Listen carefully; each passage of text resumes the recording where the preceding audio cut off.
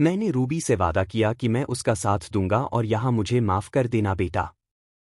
मैं रूबी का ही साथ दूंगा। अगर वह यहाँ आना चाहेंगी तो बिल्कुल आएगी, खुशी खुशी आएगी, और अगर नहीं आना चाहेगी तो मैं उसे बिल्कुल भी फोर्स नहीं करूंगा यहाँ आने के लिए। मिस्टर रामचंद्र बोले तो शशांक ने गहरी सांस ली और उठकर खड़ा हुआ। मैं उसे नहीं जाने दूंगा पापा। नहीं इस घर से, ना ही अपनी जिंदगी से। हाँ मैं मानता हूं कि गलती हो गई मुझसे, पर इसका मतलब यह नहीं है कि मैं और रूबी अपनी जिंदगी बर्बाद कर ले। हम दोनों एक दूसरे को बहुत चाहते हैं। हाँ अभी वह नाराज है मुझसे, पर प्यार कम नहीं हुआ है। समझ में आता है मुझे, और मैं अब सब कुछ सही कर लूंगा। उसे वापस अपनी जिंदगी में अपने घर में लेकर आऊंगा, चाहे कुछ भी हो जाए, शशांक ने कहा। तभी नजर दरवाजे पर गई जहां पर नंदिता के साथ अर्नव खड़ा था।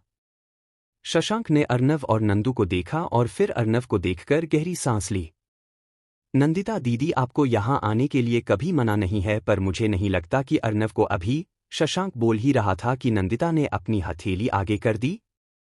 नेहा ने कल जो कुछ भी बताया उसके बाद मैं उम्मीद करती हूँ कि अब आपको अर्नव और नेहा के मिलने से कोई ऑब्जेक्शन नहीं होगा। आप अर्नव के बारे में ना सोचो, कोई बात नहीं, पर नेहा के बारे में सोचिए। वो अर्नव को प्यार करती है, उससे शादी के लिए हाँ कह चुकी थी, और इसी खुशी को बताने के लिए वह आपके पास दौड़ती हुई आ रही थी। 5 महीने से आपने उसे अर्नव से नहीं मिलने दिया। सोचिए उसे कितनी बुरा लग रहा होगा यह सोचकर कि आप अर्नव को गलत समझ रहे हो, जबकि अर्नव और नेहा के बीच सब कुछ शॉर्ट आउट हो गया था। दोनों का रिश्ता नॉर्मल होने जा रहा था कि तभी वह एक्सीडेंट हो गया। आपने अर्नव के साथ जो किया सो किया, पर इसके साथ साथ रूबी और नेहा को भी तकलीफ दे दी, नंदिता ने कहा। तो शशांक ने आंखें बड़ी कर उसे देखा। और एक बात, नेहा आपको आज मिली है, पर मैं उसके साथ बचपन से हूं। आपसे ज्यादा हक है मेरा है उस पर, और अगर आप अब भी नहीं माने तो मुझे नेहा को यहां से अपने घर ले जाना होगा।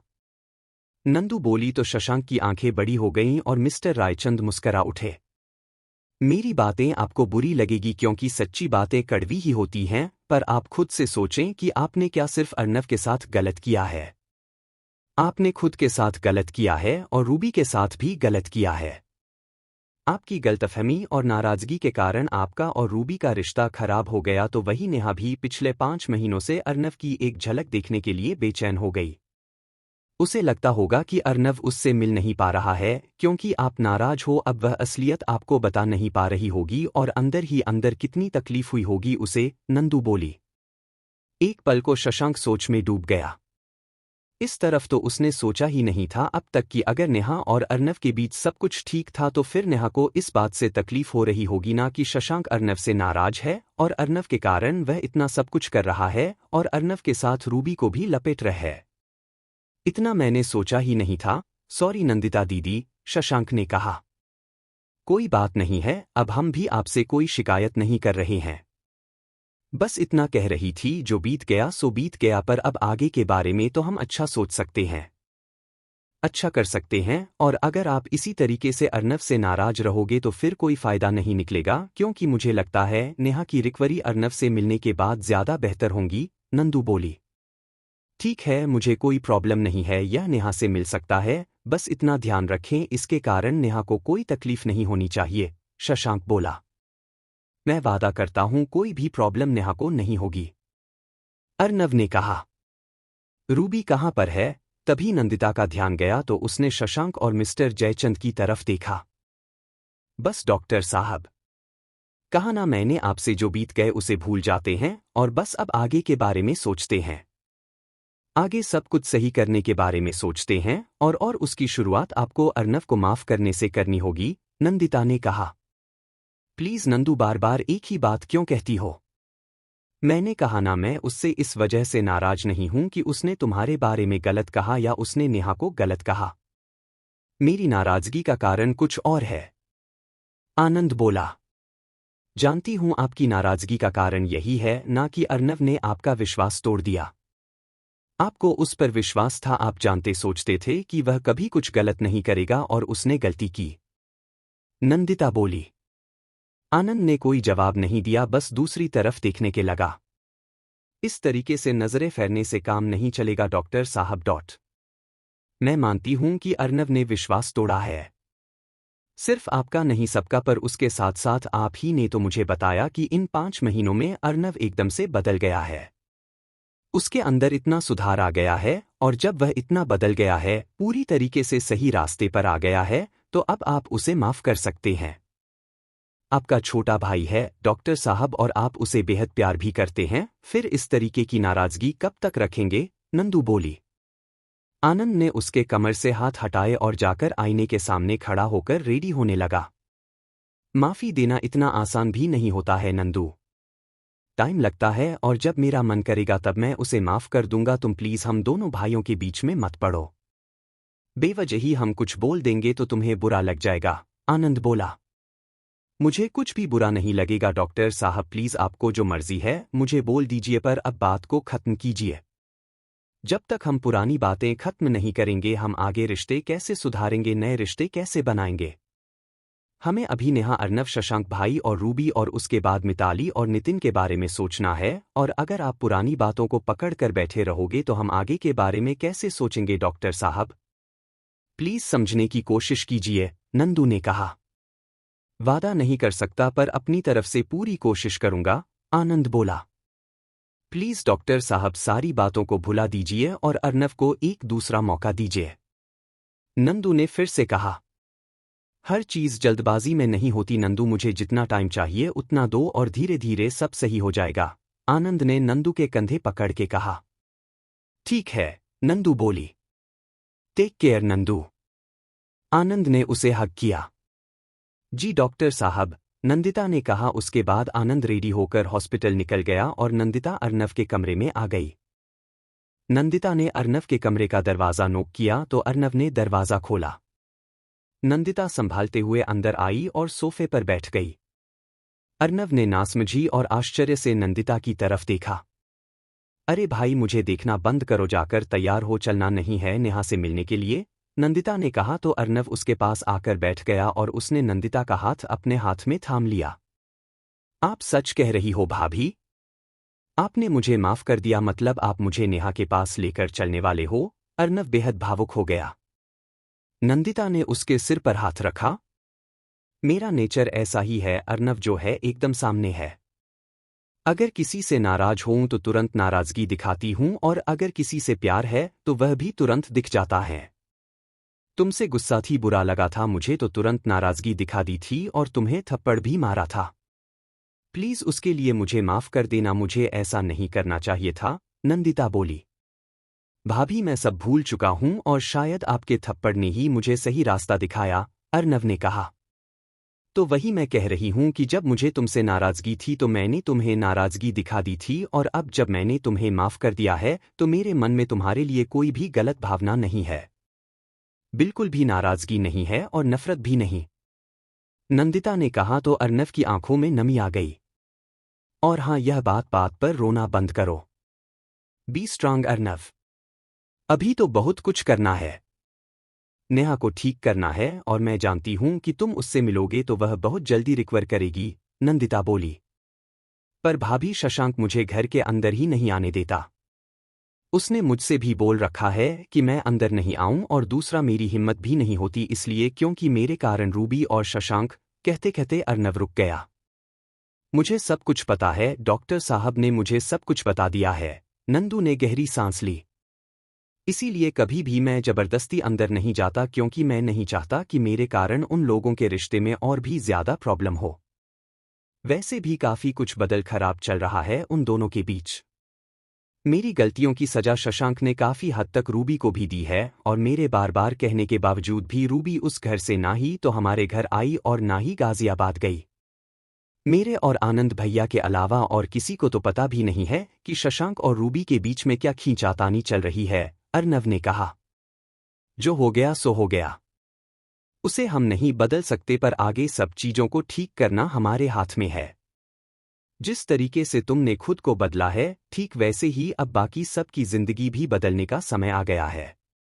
जहां जहां प्रॉब्लम चल रही है उन सबको सही करना होगा, फिर वह चाहे तुम्हारी और नेहा की लाइफ हो या फिर शशांक, रूबी और हाँ मिताली और नितिन के बारे में भी हमें सोचना होगा, नंदू ने कुछ सोचते हुए बोला। मैं आपके साथ हूं भाभी, हर कदम पर।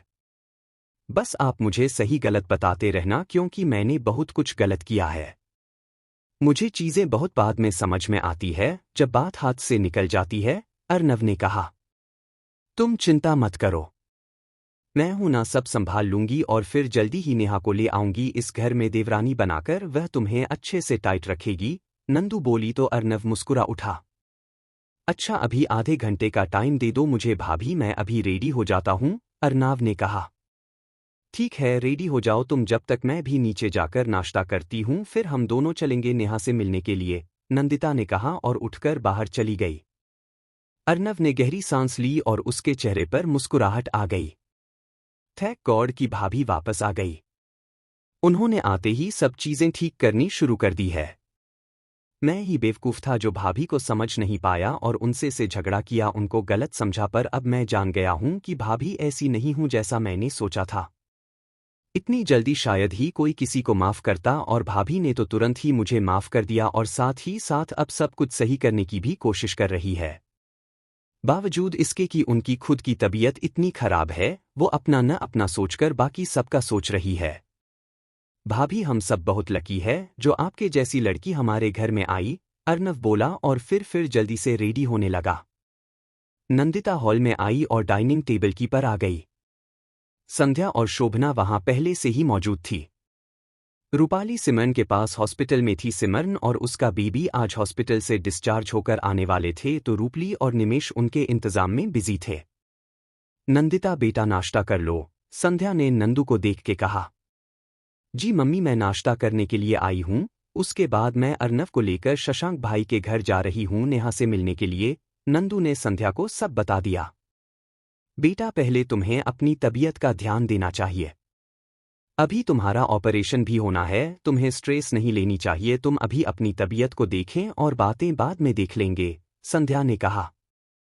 मेरी फिक्र करने के लिए तो डॉक्टर साहब हैं, आप सब लोग हैं, फिर मुझे क्या सोचना। अब हमें नेहा और अर्नव के लिए मुझे भी सोचना होगा मम्मी, और मैं अब और रुक नहीं सकती। कल काफी कुछ चीजें की हुई थी और अब मुझे लगता है कि टाइम आ गया है कि अर्नव और नेहा की मुलाकात हो और शायद इससे कुछ पॉजिटिव रिजल्ट निकले, नंदू ने कहा। माला ने उसका नाश्ता रख दिया तो नंदिता ने खाना शुरू कर दिया। ठीक है बेटा तुम्हारी ऐसी इच्छा है तो तुम कर लो, बस मैं नहीं चाहती कि किसी भी तरह से और किसी भी कारण से तुम्हारी हेल्थ कर कोई भी असर आए, फिर वो अर्नव हो या कोई और, पर इस समय तुमको अपना देखना है। मैं चाहती हूं कि तुम और यह आने वाला बच्चा एकदम से स्वस्थ रहें, किसी भी तरह की परेशानी तुम दोनों को न हो, संध्या ने कहा। मम्मी आप चिंता मत कीजिए, कल ही टेस्ट हुए हैं और सारी रिपोर्ट ठीक आई है, बेबी को लेकर तो कोई टेंशन ही नहीं है। रही बात मेरी तो मेरा भी ऑपरेशन प्लान कर ही रहे डॉक्टर और भगवान ने चाहा तो सब सही हो जाएगा, नंदू बोली।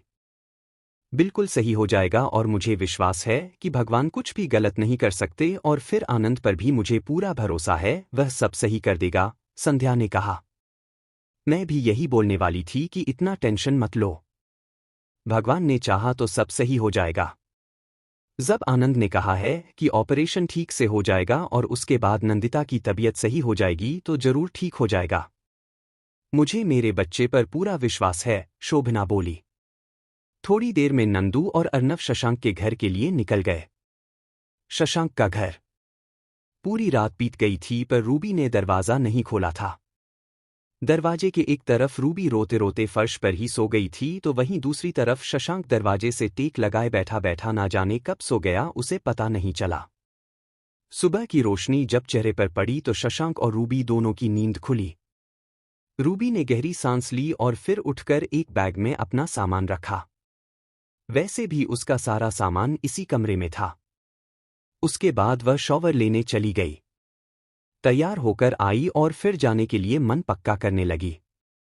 शशांक की नींद खुली तो उसने वापस से दरवाजा नॉक किया। रूबी प्लीज दरवाजा खोलो, बात करनी है मुझे तुमसे। इस तरीके से नहीं किया जाता, शशांक बोला पर रूबी ने कोई जवाब नहीं दिया और अपनी तैयारी करती रही।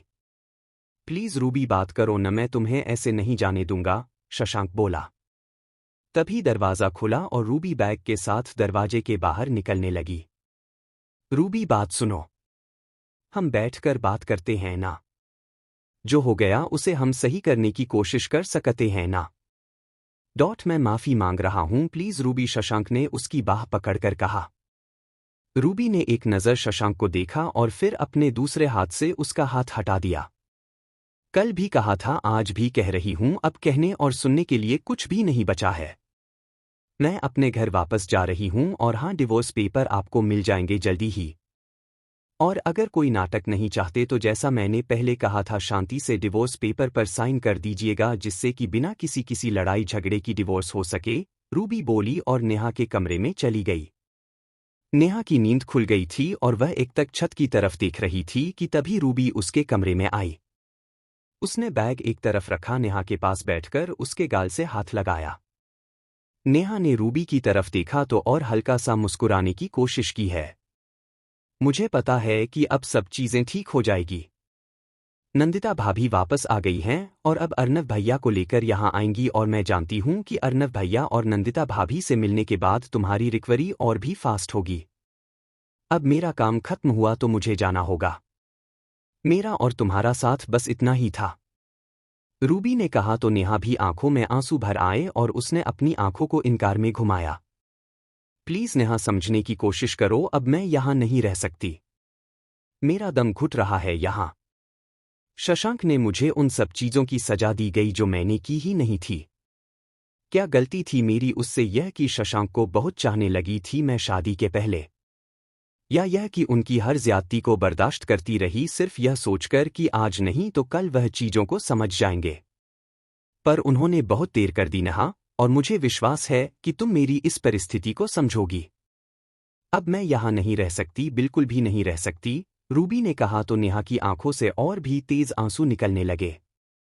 रूबी ने नेहा के आंसू पोंछे और फिर उसके गाल से हाथ लगाकर सहलाया।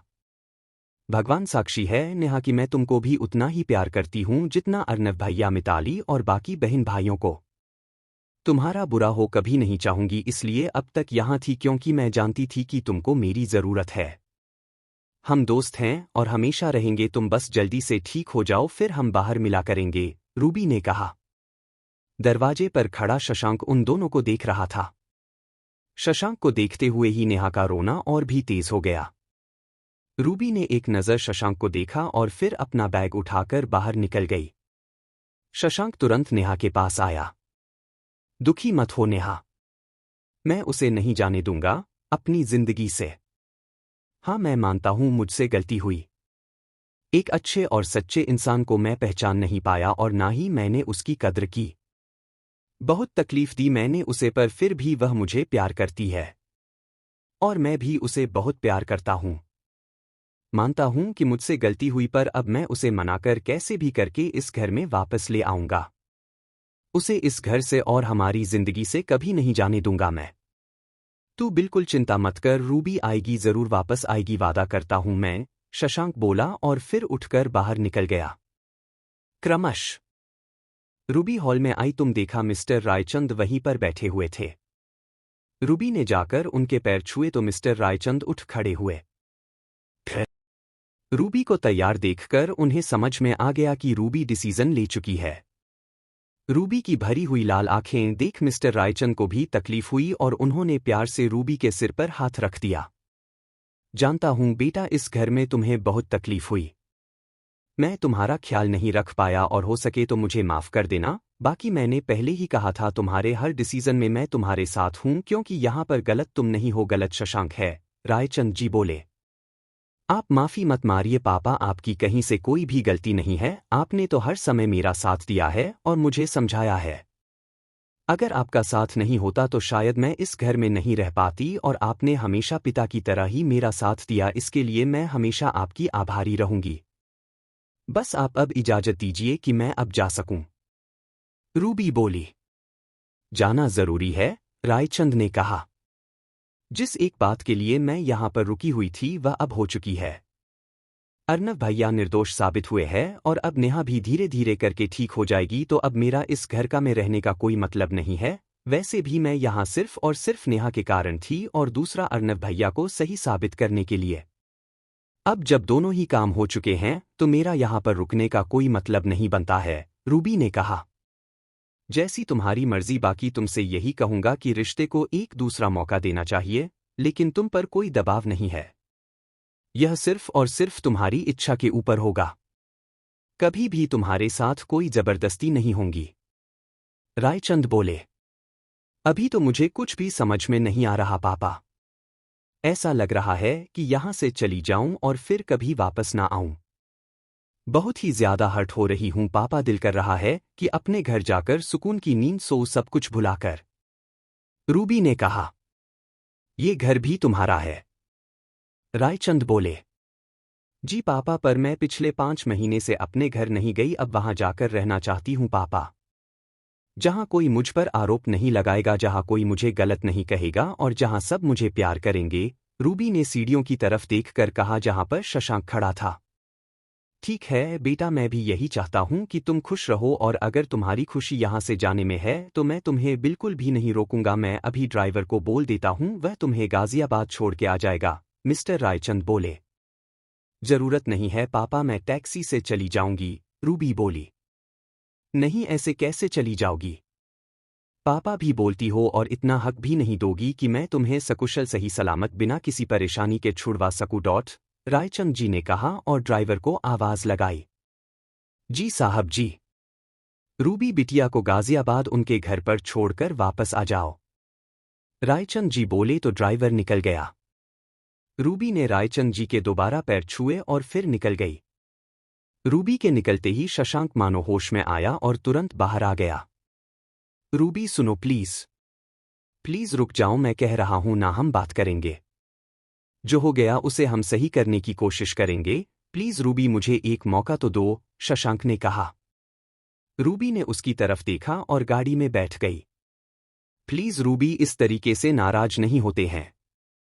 मैं मानता हूं मेरी गलती है और मुझे गलतफहमी हो गई थी, और अब तो गलतफहमी दूर हो गई है तो मुझे सब कुछ समझ में आ गया है। प्लीज रूबी, इस तरीके से मत करो, इस तरीके से रिश्ते नहीं तोड़े जाते, शशांक बोला। चलिए रूबी भैया, रूबी ने कहा तो ड्राइवर ने शशांक की तरफ देखा। शशांक ने गहरी सांस ली और जाने का इशारा किया तो ड्राइवर ने गाड़ी आगे बढ़ा दी। जानता हूं इस समय कुछ भी कर लूं, कुछ भी कह लूं, पर तुम नहीं रुकोगी। मुझे तुम्हारे गुस्से को शांत होने का इंतजार करना होगा, और मैं जानता हूं जल्दी ही तुम्हारा गुस्सा शांत हो जाएगा और फिर तुम एक बार हमारे रिश्ते के बारे में जरूर सोचोगी और तब मैं तुम्हें मना लूंगा, शशांक ने खुद से कहा और फिर घर के अंदर आ गया। हॉल में आते ही नजर मिस्टर रायचंद पर गई। मिस्टर रायचंद ने उससे कोई बात नहीं की और सोफे पर बैठ गए। शशांक उनके पास जमीन में बैठ गया और उनके घुटनों को पकड़ लिया। जानता हूं मैं कि मेरी गलती बड़ी है और शायद माफी के काबिल नहीं है, पर पापा आप तो इस तरीके से नाराज मत होइए।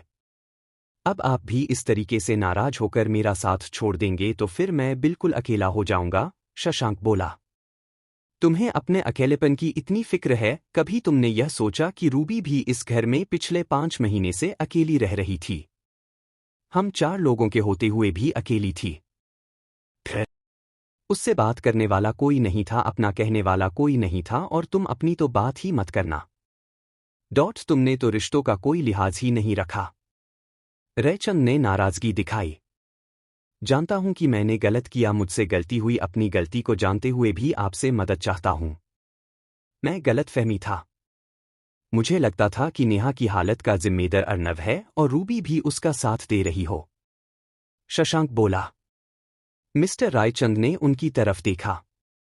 न सिर्फ पहले बल्कि नेहा के एक्सीडेंट के बाद भी वह हर समय अर्नव का साथ देती थी, हर समय अर्नव को सही बोलती थी, और यही वजह थी कि मैं चाहकर भी रूबी के साथ नॉर्मल नहीं हो पाता था, शशांक बोला।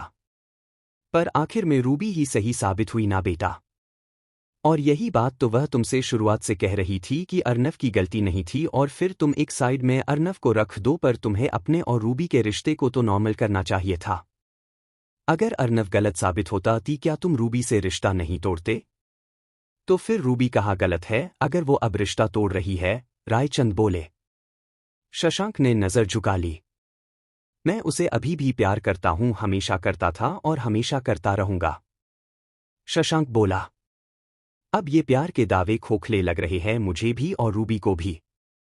अब तुम किस लिहाज से और किस हक से उसे रोक रहे हो? जब आज तक तुमने उसे अपने कमरे तक में आने की इजाज़त नहीं दी है और अब तुम अचानक से कहते हैं कि वह तुम्हारे घर में रुक जाए तो कैसे रुक जाएगी वह? मिस्टर रायचंद ने दुखी होकर कहा। हाँ पापा, मैं जानता हूँ कि मैंने गलत किया, पर अब मैं सब सही कर दूंगा, बस आप मेरा साथ दीजिए प्लीज, शशांक बोला। सुबह नंदिता की नहीं खुली तो उसने आनंद की तरफ देखा और फिर बेड का सहारा लेकर धीमे से बैठ गई।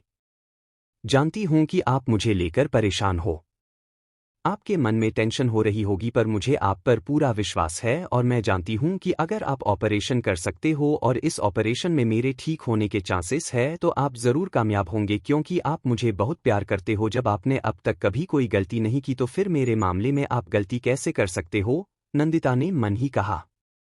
तभी आनंद की नींद खुली और उसने नंदिता की तरफ देखा जो कि कुछ सोचते हुए उसे ही देख रही थी। क्या हुआ नंदू, क्या सोच रही हो? आनंद ने नंदिता का गाल छूकर कहा तो नंदिता वापस से लेट गई और उसने आनंद के सीने पर अपना सिर रख लिया। आनंद ने भी अपनी बाहों का घेरा उसकी कमर के ऊपर लपेट लिया।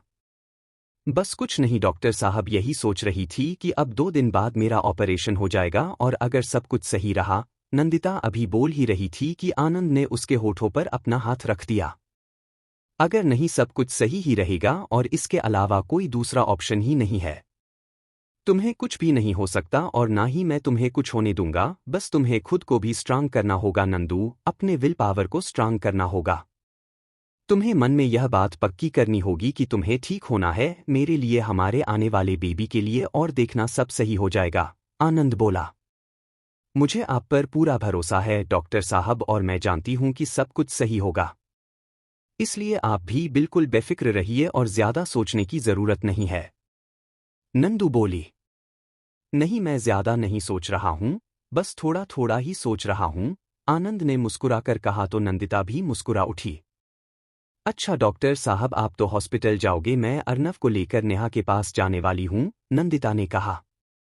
ठीक है चली जाओ, मुझे कोई प्रॉब्लम नहीं है, बस अपना ध्यान रखना और प्लीज स्ट्रेस नहीं लेना है। तुम्हारे बीपी वगैरह सब कुछ नॉर्मल रहना चाहिए, इसलिए बिल्कुल शांति से बात करना। हो सकता है वहां तुम अर्नव को लेकर जाओ तो कुछ प्रॉब्लम हो, आनंद ने कहा। आप चिंता मत कीजिए, अब ना कोई प्रॉब्लम नहीं होगी और अब तो प्रॉब्लम का दौर गया। अब तो सिर्फ और सिर्फ सब कुछ सही होना है और इसकी शुरुआत मैं अर्नव से ही कर रही हूं, नंदिता ने कहा। ठीक है, आनंद उठकर वॉशरूम में जाने लगा। अच्छा डॉक्टर साहब, आपसे भी मुझे कुछ जरूरी बात करनी थी, नंदिता बोली तो आनंद ने मुड़कर उसकी तरफ देखा। आप भी प्लीज पुरानी बातों को भूल जाइए और अर्नव को माफ कर दीजिए, नंदू ने रिक्वेस्ट की। हम बाद में बात करते हैं नंदू, मुझे हॉस्पिटल जाना है, तुम्हारे लिए भी सारी तैयारियां करनी है और इसके अलावा और भी पेशेंट है जो मेरा इंतजार कर रहे होंगे, क्योंकि तुम्हें ढूंढने के लिए मैं हरिद्वार गया था तो कई सर्जरी पोस्टपोन करनी पड़ी थी, आनंद बोला और वॉशरूम में चला गया। आप इस तरीके से टाल नहीं सकते डॉक्टर साहब। मैं मानती हूं कि अर्नव ने आपको बहुत हर्ट किया है, आपको बहुत तकलीफ हुई है उसके इस गैर जिम्मेदाराना रवैया के कारण, पर अगर हम पुरानी बातों को पकड़ कर बैठे रहेंगे तो जिंदगी में आगे कैसे बढ़ेंगे? जब मैंने आपको माफ कर दिया, आपने मुझे माफ कर दिया और हम बाकी चीजों को ठीक करने की कोशिश कर रहे हैं, तो फिर अर्नव को भी मौका आपको देना होगा। अब जबकि अर्नव इतना बदल गया है कुछ महीनों में, तो फिर हमें उसका साथ देना चाहिए और आज यही बात मुझे शशांक भाई को भी समझानी है और कल नेहा के बताने के बाद काफी कुछ तो वह समझ ही गए होंगे, नंदिता खुद से ही बोली। तभी उसे रूबी का ख्याल आया। पता नहीं इन सब के बाद रूबी अब कैसे रिएक्ट करेगी। क्या वह शशांक भाई को माफ कर पाएगी या फिर कुछ बड़ा होने वाला है? पर जो भी हो, मुझे कुछ भी गलत नहीं होने देना है। मैं मानती हूं कि कुछ गलतफहमियां, कुछ नाराजगी दोनों के बीच में आई, इसका मतलब यह नहीं कि रिश्ता खत्म कर दिया जाए। दोनों एक दूसरे को प्यार करते हैं, चाहते हैं दोनों एक दूसरे को, और गलतफहमी और नाराजगी किसकी जिंदगी में नहीं आती। मेरी और डॉक्टर साहब के बीच में भी तो प्रॉब्लम आई थी, पर अब सब सही हो गया। जब हमारा रिश्ता सही हो गया है, अर्नव और नेहा का रिश्ता सही हो जाएगा, तो फिर से शशांक भाई और रूबी का भी रिश्ता मुझे ठीक करना ही होगा। हम सब की गलतियों की सजा शशांक और रूबी क्यों भुगतें? उनकी तो कहीं से कोई गलती नहीं है। अर्नव, नेहा और फिर शायद मेरे और डॉक्टर साहब के कारण उन लोगों का रिश्ता बिखर के रह गया है। अगर मैं यहां से नहीं गई होती तो शायद इतनी प्रॉब्लम नहीं होती। अब जब प्रॉब्लम हो गई है तो उसे ठीक भी मुझे करना ही होगा और इसके लिए मुझे रूबी और शशांक भाई दोनों से बात करनी होगी। पर आज के आज मैं क्या क्या कर पाऊंगी? पता नहीं डॉक्टर साहब कल मुझे जाने देंगे कि नहीं जाने देंगे। अभी तो सबसे जरूरी है अर्नव का नेहा से मिलवाना, क्योंकि मुझे पूरा विश्वास है कि अर्नव से मिलने के बाद नेहा में और इम्प्रूवमेंट होगा और शायद वह जल्दी ठीक हो जाए। पर और इसके लिए मुझे शशांक भाई से बात करनी होगी कि वह अर्नव को नेहा से मिलने दे। अब जबकि सारी बात साफ हो चुकी है तो शशांक भाई को कोई भी ऑब्जेक्शन नहीं होना चाहिए। अर्नव और नेहा की मुलाकात में नंदिता मन ही मन सोच रही थी कि तभी आनंद शॉवर लेकर बाहर आ गया। नंदिता उठ खड़ी हुई और उसने आनंद के गले में अपनी बाहें लपेट दी। आनंद ने आंखें छोटी पर नंदिता की तरफ देखा। इस समय मेरा रोमांस का बिल्कुल भी मूड नहीं है नंदू। दिमाग में जबरदस्त तरीके की टेंशन चल रही है, आनंद ने कहा। हाँ तो मैंने कब कहा आपसे रोमांस करने के लिए, पर अब क्या मैं अपने पति पर प्यार भी नहीं दिखा सकती? नंदू ने कहा तो आनंद ने भी उसकी कमर में अपनी बाहों को लपेट लिया। तुम अपना प्यार जब चाहे तब दिखा सकती हो, मैंने तो कभी मना नहीं किया। और किस्मत वाले होते हैं वह हस्बैंड जिनकी वाइफ इतनी रोमांटिक होती हैं, आनंद ने कहा तो नंदिता के चेहरे पर मुस्कुराहट आ गई। हाँ तो आप मानते हो ना कि आप लकी हो क्योंकि मैं आपको इतना प्यार करती हूँ और हाँ थोड़ी बहुत रोमांटिक भी हूँ, नंदू शरारत से बोली। हाँ मानता हूँ मैं कि मैं बहुत लकी पर्सन हूँ जो तुम मुझे मिली और तुम मुझे बहुत प्यार करती हो और हाँ थोड़ी बहुत नहीं बहुत ज्यादा रोमांटिक हो तुम। आनंद ने तो नंदिता खिलखिला उठी। जब तुम इस तरीके से हंसती हो ना तो सच कह रहा हूँ नंदू, ऐसा लगता है इससे खूबसूरत और इससे अनमोल कुछ हो ही नहीं सकता है। तुम्हारी इस हंसी ने इस कमरे को फिर से जिंदगी दे दी है, वरना तुम नहीं थी तो जैसे एक वीरानी सी छाई रहती थी यहाँ। किसी की आवाज ही नहीं गूंजती थी। मैं अपनी दुनिया में खोया रहता था, तुम्हारी यादों में डूबा रहता था और तुम तो यहाँ थी ही नहीं। ऐसा सन्नाटा रहता था इस कमरे में जैसे कि। आनंद अभी बोल ही रहा था कि नंदिता ने उसके होठों पर अपना हाथ रख दिया। रूबी कहाँ पर है? तभी नंदिता का ध्यान गया तो उसने शशांक और मिस्टर जयचंद की तरफ देखा। नंदिता बेटा रूबी घर छोड़कर चली गई है हमेशा हमेशा के लिए गाजियाबाद। मिस्टर रायचंद ने कहा तो नंदिता की आंखें एकदम से बड़ी हो गई। क्या गाजियाबाद चली गई हमेशा हमेशा के लिए? नंदू को विश्वास ही नहीं हुआ था। हाँ बेटा, हमेशा हमेशा के लिए वह गाजियाबाद चली गई यह घर छोड़कर, क्योंकि उसे लगता है कि अब उसकी यहाँ पर कोई जरूरत नहीं है। वह यहाँ से इसलिए थी ताकि अर्नव को सही साबित कर सके। कल नेहा ने अर्नव को सही साबित कर दिया तो अब उसने जाने का निर्णय ले लिया। रायचंद बोले तो नंदिता ने गहरी सांस लेकर शशांक की तरफ देखा और फिर गर्दन हिलाई और उसी के साथ अर्नव को लेकर नेहा के कमरे की तरफ चल दी। अर्नव दरवाजे पर ही रुक गया और आई नंदिता कमरे में आई। नेहा की आंखें अब भी भरी हुई थी और वह रूबी के बारे में ही सोच रही थी। रूबी के जाने का उसे बहुत ही ज्यादा बुरा लग रहा था और कहीं ना कहीं इन सब का जिम्मेदार नेहा खुद को ही मान रही थी, क्योंकि उसे लग रहा था कि शशांक और रूबी के बीच जो रिश्ते खराब हुए वह शायद नेहा की वजह से है। नंदू को देख नेहा के चेहरे पर फीकी सी मुस्कुराहट आई। नंदिता उसके पास जाकर बैठ गई और उसके गाल से हाथ लगाया। नेहा ने भरी आंखों से नंदू की तरफ देखा। जानती हूं मैं कि रूबी के जाने के कारण तुम दुखी हो, पर पहले भी तुमसे कहा था और अब भी कह रही हूं तुम्हारी कहीं से कोई गलती नहीं है। अब सब लोग खुद ही अपने मन में गलतफहमी पाल ले, उसके लिए कुछ नहीं किया जा सकता। पर तुम चिंता मत करो, सब सही हो जाएगा धीमे धीमे, नंदिता ने कहा और फिर अर्नव को अंदर आने को बोला। अर्नव अंदर आ जाओ, नंदिता बोली तो नेहा की नज़र दरवाजे की तरफ गई जहां पर अर्नव खड़ा भरी आंखों से उसे ही देख रहा था। अर्नव को देख नेहा की आंखें बड़ी हो गई और चेहरे पर मुस्कुराहट आ गई, साथ ही साथ उसकी आंखों से आंसू निकलने लगे।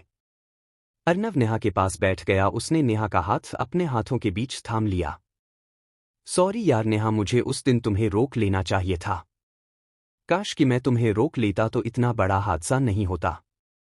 और फिर मुझे तुमसे मिलने आना चाहिए था पर मैं नहीं आ पाया, मजबूर था मैं। नेहा प्लीज मुझे माफ कर दो।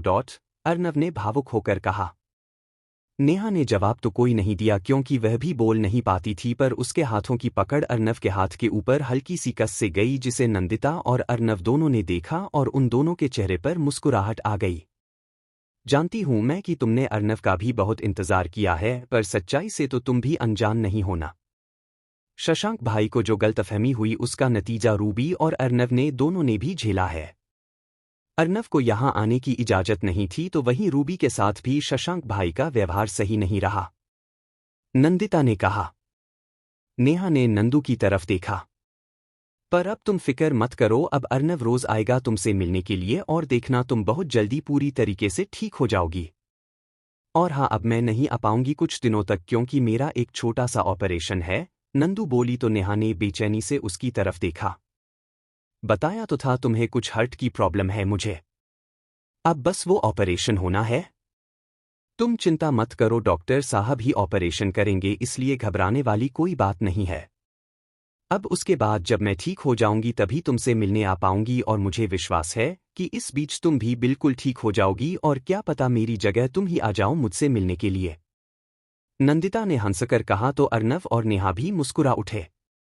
शशांक दरवाजे पर खड़ा होकर उन लोगों को देख रहा था। नेहा के चेहरे पर आई खुशी और चमक शशांक की आंखों से छुपी नहीं थी और उसे आज यह बात समझ में आ गई थी कि उसने अर्नव को गलत समझकर न सिर्फ रूबी और अर्नव के साथ गलत किया बल्कि शायद नेहा के साथ भी गलत कर दिया।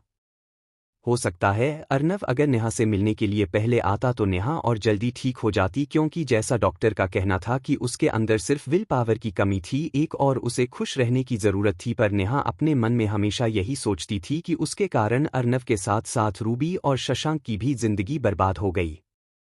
नंदिता कुछ देर बाद कमरे से बाहर चली गई शशांक और मिस्टर रायचंद से बात करने के लिए। अर्नव नेहा के पास बैठा उससे बात करता रहा। नेहा उसे एकटक देख रही थी। अर्नव ने उसे बिठाया और फिर गले लगा लिया। दोनों की आंखें भर आई। I love you Neha, please जल्दी से ठीक हो जाओ, अर्नव ने नेहा के गाल पर हाथ लगाकर कहा। बस जल्दी से ठीक हो जाओ। जानता हूं कि मेरी ही तरह तुम्हें भी बहुत सारी बातें करनी है मुझसे। बहुत कुछ कहना होगा, बहुत कुछ सुनना होगा। तुम्हारे दिल में बहुत कुछ होगा और मैं सब कुछ सुनने के लिए बेचैन हूं।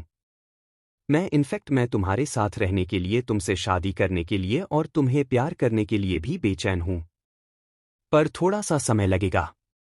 अब तो बस मैं यही चाहता हूं कि तुम जल्दी से ठीक हो जाओ और हमारी लाइफ एकदम नॉर्मल हो जाए, अर्नव बोला तो नेहा ने उसकी आंखों में देखा।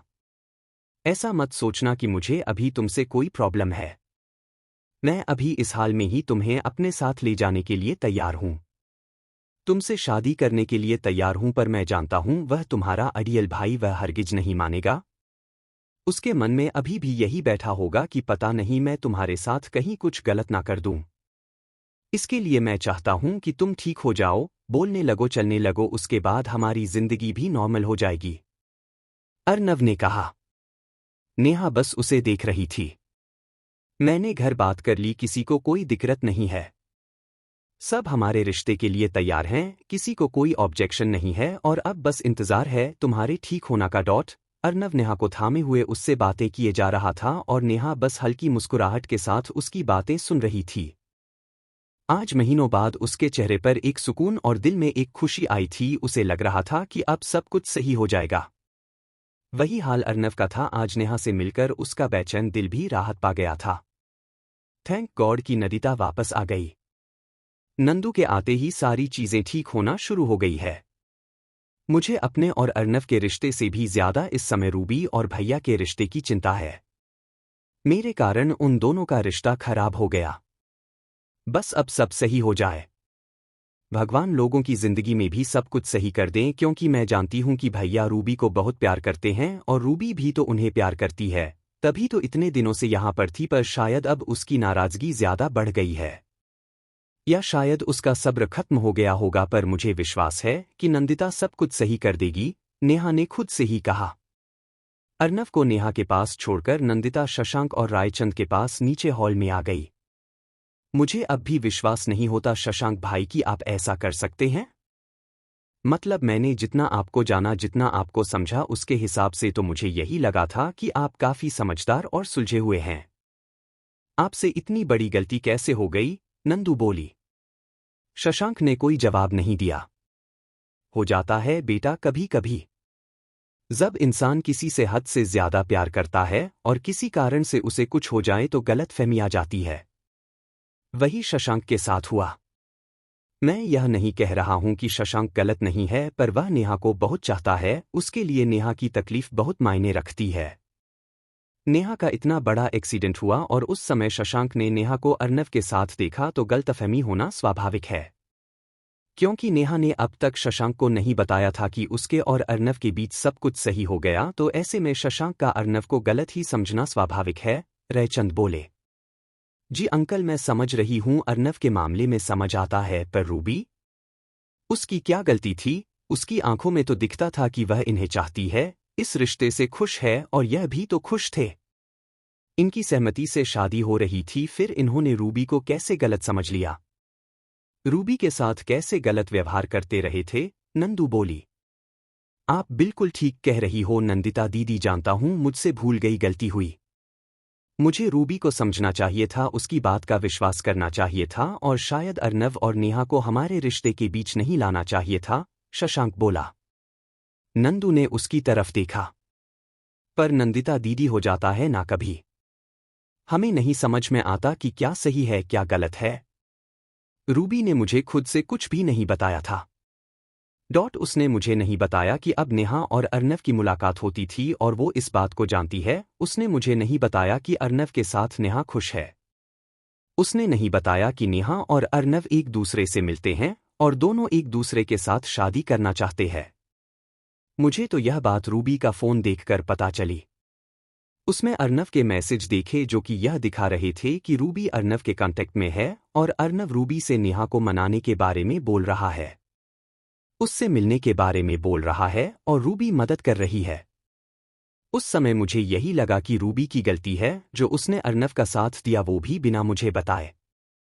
अर्नव की सच्चाई जानते हुए उसने नेहा की जान को खतरे में डाला। अगर वह मुझे बता देती तो मैं नेहा को समझा देता और अर्नव से दूर रखता, और मुझे यही लगा कि भी रूबी की गलती के कारण नेहा के साथ इतना बड़ा हादसा हो गया।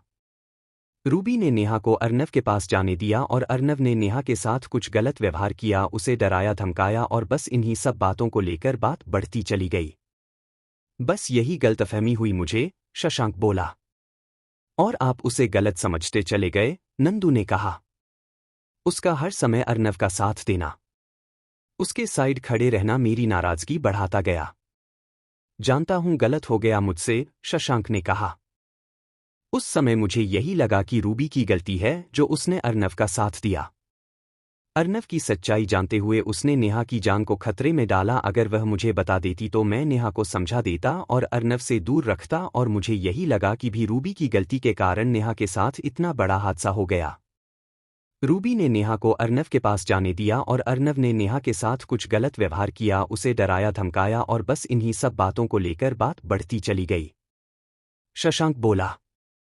नंदिता ने उसकी तरफ देखा और फिर गहरी सांस ली। मैं मानती हूं कि आपकी भी उतनी गलती नहीं है, क्योंकि गलतफहमी का शिकार कोई भी हो सकता है। बस इतना ही कहना चाहूंगी कि आपको रिश्ते को संभालने की कोशिश करनी चाहिए थी। अगर आप रूबी को समझते और संभालने की कोशिश करते तो आज रिश्ता इतनी बुरी तरीके से नहीं बिगड़ता। मुझे नहीं समझ में आ रहा कि रूबी अब मानेगी वापस आने के लिए कि नहीं मानेगी। जो भी हुआ वो ठीक नहीं हुआ। आप दोनों एक दूसरे को प्यार करते हो, एक दूसरे के साथ रहना चाहते हैं, पर गलतफहमियां और नाराजगी इस कदर बढ़ गई कि आज रूबी घर छोड़कर चली गई। मैं रूबी को वापस लेकर आऊंगा नंदिता दीदी इस घर से, और अपनी जिंदगी से उसे कहीं नहीं जाने दूंगा। जानता हूं मैंने उसका दिल दुखाया है और शायद इतनी आसानी से मुझे माफ़ी नहीं मिलेगी, पर मैं अपनी कोशिश पूरी करूंगा। अगर मैंने उसका दिल दुखाया है तो उसके दिल से सारा दर्द और सारी नाराज़गी भी मैं ही खत्म करूंगा। बस आपसे इतना ही कहूंगा कि हो सके तो मेरी मदद कीजिए, शशांक ने कहा। मैं हमेशा यही चाहती हूं कि सबका रिश्ता सही रहे, किसी के साथ किसी भी तरह की कोई परेशानी ना आए, किसी को कोई तकलीफ ना हो। और अगर रूबी वाकई में यहाँ आना चाहेगी या उसके मन में आपके लिए थोड़ा सी भी फीलिंग होगी तो मैं पूरी कोशिश करूंगी कि वह वापस आ जाए। बाकी मैं ऐसा बिल्कुल भी नहीं चाहूंगी कि वो यहाँ बेमन से आए या यहाँ आने पर उसे तकलीफ महसूस करे, नंदू बोली। शशांक और मिस्टर रायचंद ने कोई जवाब नहीं दिया। थोड़ी देर बाद नंदिता अर्नव को लेकर वापस घर चली गई। नंदिता के जाने के बाद शशांक नेहा के कमरे में आया तो उसने देखा कि नेहा के चेहरे पर हल्की सी मुस्कुराहट है और उसका चेहरा आज और भी ज्यादा खिला हुआ महसूस लग रहा था। इसके अलावा वह अपने हाथ और पैरों को भी हिलाने की कोशिश कर रही थी। शशांक ने डॉक्टर को बुलाया और थोड़ी देर बाद डॉक्टर ने आकर नेहा का चेकअप किया। क्या हुआ डॉक्टर साहब, कुछ इम्प्रूवमेंट लगा क्या? शशांक ने कहा। यस मिस्टर रायचंद, आज इम्प्रूवमेंट है और अगर इसी तरीके से इम्प्रूवमेंट होता रहा तो मुझे विश्वास है कि बहुत जल्द ही ये पूरी तरीके से ठीक हो जाएंगी। वैसे भी आपसे पहले भी कहा ही था कि यह सब चीजें अपने आप हो जाती हैं। कुछ कोई नर्व पर प्रेशर होगा जो अब सही हो रहा होगा। फिर धीरे धीरे वो बेहतर हो रही हैं और जल्दी ही पूरी तरीके से ठीक हो जाएंगी, डॉक्टर बोले और फिर चले गए। शशांक नेहा के पास आकर बैठ गया। नेहा न शशांक की तरफ देखा तो शशांक ने उसके हाथ को थाम लिया। जानता हूं कि तू भी मुझसे शायद नाराज होगी जैसे और सब लोग नाराज हैं, शशांक ने कहा तो नेहा ने नामे गर्दन हिला दी। हाँ, मेरा दिल रखने के लिए कह रही हो, बाकी मन ही मन यही सोच रही होगी ना कि कितना नालायक भाई है, जिन जिनको प्यार करती हो तुम सबको दूर कर दिया, शशांक ने कहा तो नेहा ने वापस से नामे गर्दन हिला दी। गलतियां तो इंसानों से ही होती है ना नेहा। मैं मानता हूं मुझसे गलती हुई पर अब मैं अपनी हर गलती सुधार लूंगा। आज मैंने अर्नव को यहां आने की परमिशन दे दी है और जल्दी ही रूबी को भी वापस ले आऊंगा। बस तू जल्दी से ठीक हो जा, मुझे और कुछ भी नहीं चाहिए, नहीं चाहिए। जो तू कहेगी वही होगा फिर, शशांक ने कहा तो नेहा की मुस्कान और भी ज्यादा बड़ी हो गई। उधर रूबी गाजियाबाद पहुंची और अपना बैग निकालकर गाड़ी से बाहर आई। मैडम जी मैं अंदर रख देता हूं, मैं ड्राइवर ने कहा। नहीं भैया आप जाइए, मैं खुद चली जाऊंगी, रूबी ने कहा तो ड्राइवर वहां से वापस निकल गया। रूबी ने अपना बैग लिया और घर के अंदर चल दी। अभी सुबह सुबह का ही समय था तो विक्रांत और शिवांश भी ऑफिस नहीं गए थे। अरुणा घर के कामों में लगी हुई थी, विक्रांत और शिवांश हॉल में ही बैठे हुए थे। रूबी को यूं अचानक देख एक पल को विक्रांत को थोड़ा अजीब लगा और अगले ही पल उनके चेहरे पर मुस्कान आ गई। अरे मेरा बच्चा दरवाजे पर ही क्यों रुक गया? मेरी रूबी को आखिर में अपने मायके की याद आ ही गई, विक्रांत रूबी को गले लगाकर बोले और अरुणा को आवाज लगाई। अरुणा आइए इधर देखिए तो सही, आज पहली बार बेटी ससुराल से घर आई है, जरा स्वागत तो कीजिए, विक्रांत ने कहा तो अरुणा दौड़ी दौड़ी बाहर आई और रूबी को देख उसके चेहरे पर मुस्कान आ गई। उसने तुरंत रूबी को गले लगाया, फिर तिलक लगाकर उसकी आरती की और उसे अपने साथ अंदर लाई। अगर आने का मन बना लिया था तो एक बार खबर कर देती हूं, मैं शिवांश को भेज देती लेने के लिए। शादी के बाद से पहली बार घर आ हो रही है, ऐसे ही चली आई, अरुणा ने कहा। मम्मी मेरा खुद का घर है, क्या मैं यहां बिना बताए नहीं आ सकती क्या? आपको प्रॉब्लम है तो मैं चली जाती हूं, रूबी ने कहा तो विक्रांत और शिवांश दोनों ने उसकी तरफ देखा। उन्हें रूबी की टोन कुछ अलग लगी। विक्रांत ने शिवांश की तरफ देखा, फिर दोनों ने आकर रूबी के कंधे पर हाथ रखा। जिस दिन विदा किया था उस दिन भी कहा था ना, इस घर पर तुम्हारा पूरा अधिकार है, तुम जब चाहे यहां आ सकती हो, जितने दिन चाहे यहां रह सकती हो, हमें किसी भी तरह की कोई भी परेशानी नहीं है। अरुणा तो बस शगुन और नियम की बातें कर रही है और कुछ नहीं, विक्रांत बोले। हाँ मेरा ऐसा मतलब नहीं था बेटा, मैं वही कह रही थी, तुम चली भी ऐसे ही गई थी, कोई विदाई के रश में नहीं हुई और आज वहां से भी ऐसे ही आ गई, इसलिए मुझे लगा, अरुणा ने कहा। रूबी खामोश रही। शशांक कहाँ है, किसके साथ आई हो? अरुणा ने दरवाजे की तरफ देखकर कहा। शशांक अपने घर में है और मैं ड्राइवर के साथ आई हूं मम्मी, अकेली आई हूं और आप प्लीज अब सवाल जवाब मत कीजिए। बस आप लोगों की इच्छा थी ना कि मैं आऊं तो आ गई, रूबी ने इरिटेट होकर कहा। अच्छा किया और मुझे कोई सवाल जवाब नहीं करने, अरुणा बोली। रूबी के चेहरे की उदासी और चेहरे के हाव भाव देखकर विक्रांत और शिवांश को कुछ गलत होने का अंदाजा हो गया था। विक्रांत ने अरुणा के कंधे पर हाथ रखकर कुछ भी सवाल ना करने को कहा और फिर रूबी का हाथ थामकर उसे सोफे पर अपने पास बिठाया। अरुण रूबी के लिए उसके पसंद का कुछ बनवाओ जाकर। इतने दिनों बाद बेटे घर आई है तो आज का नाश्ता तो रूबी के पसंद का ही होना चाहिए, विक्रांत ने कहा। हाँ जी मैं अभी बनवाती हूँ, अरुणा बोली और किचन की तरफ चली गई। रूबी ने विक्रांत की गोद में सिर रख लिया और वहीं सोफे पर लेट गई। उसका दिल तो विक्रांत के सीने से लगकर जोर से रोने का था, अपना हर दर्द बताने का था, पर ना जाने क्यों उसने सब कुछ छुपा लिया। हमेशा से ही उसकी आदत थी उसके दुख दर्द को खुद के सीने में दबाना, किसी और से कुछ भी नहीं कहना। इसे समझदारी कहो या समझौता, पर रूबी क्या यही नेचर था।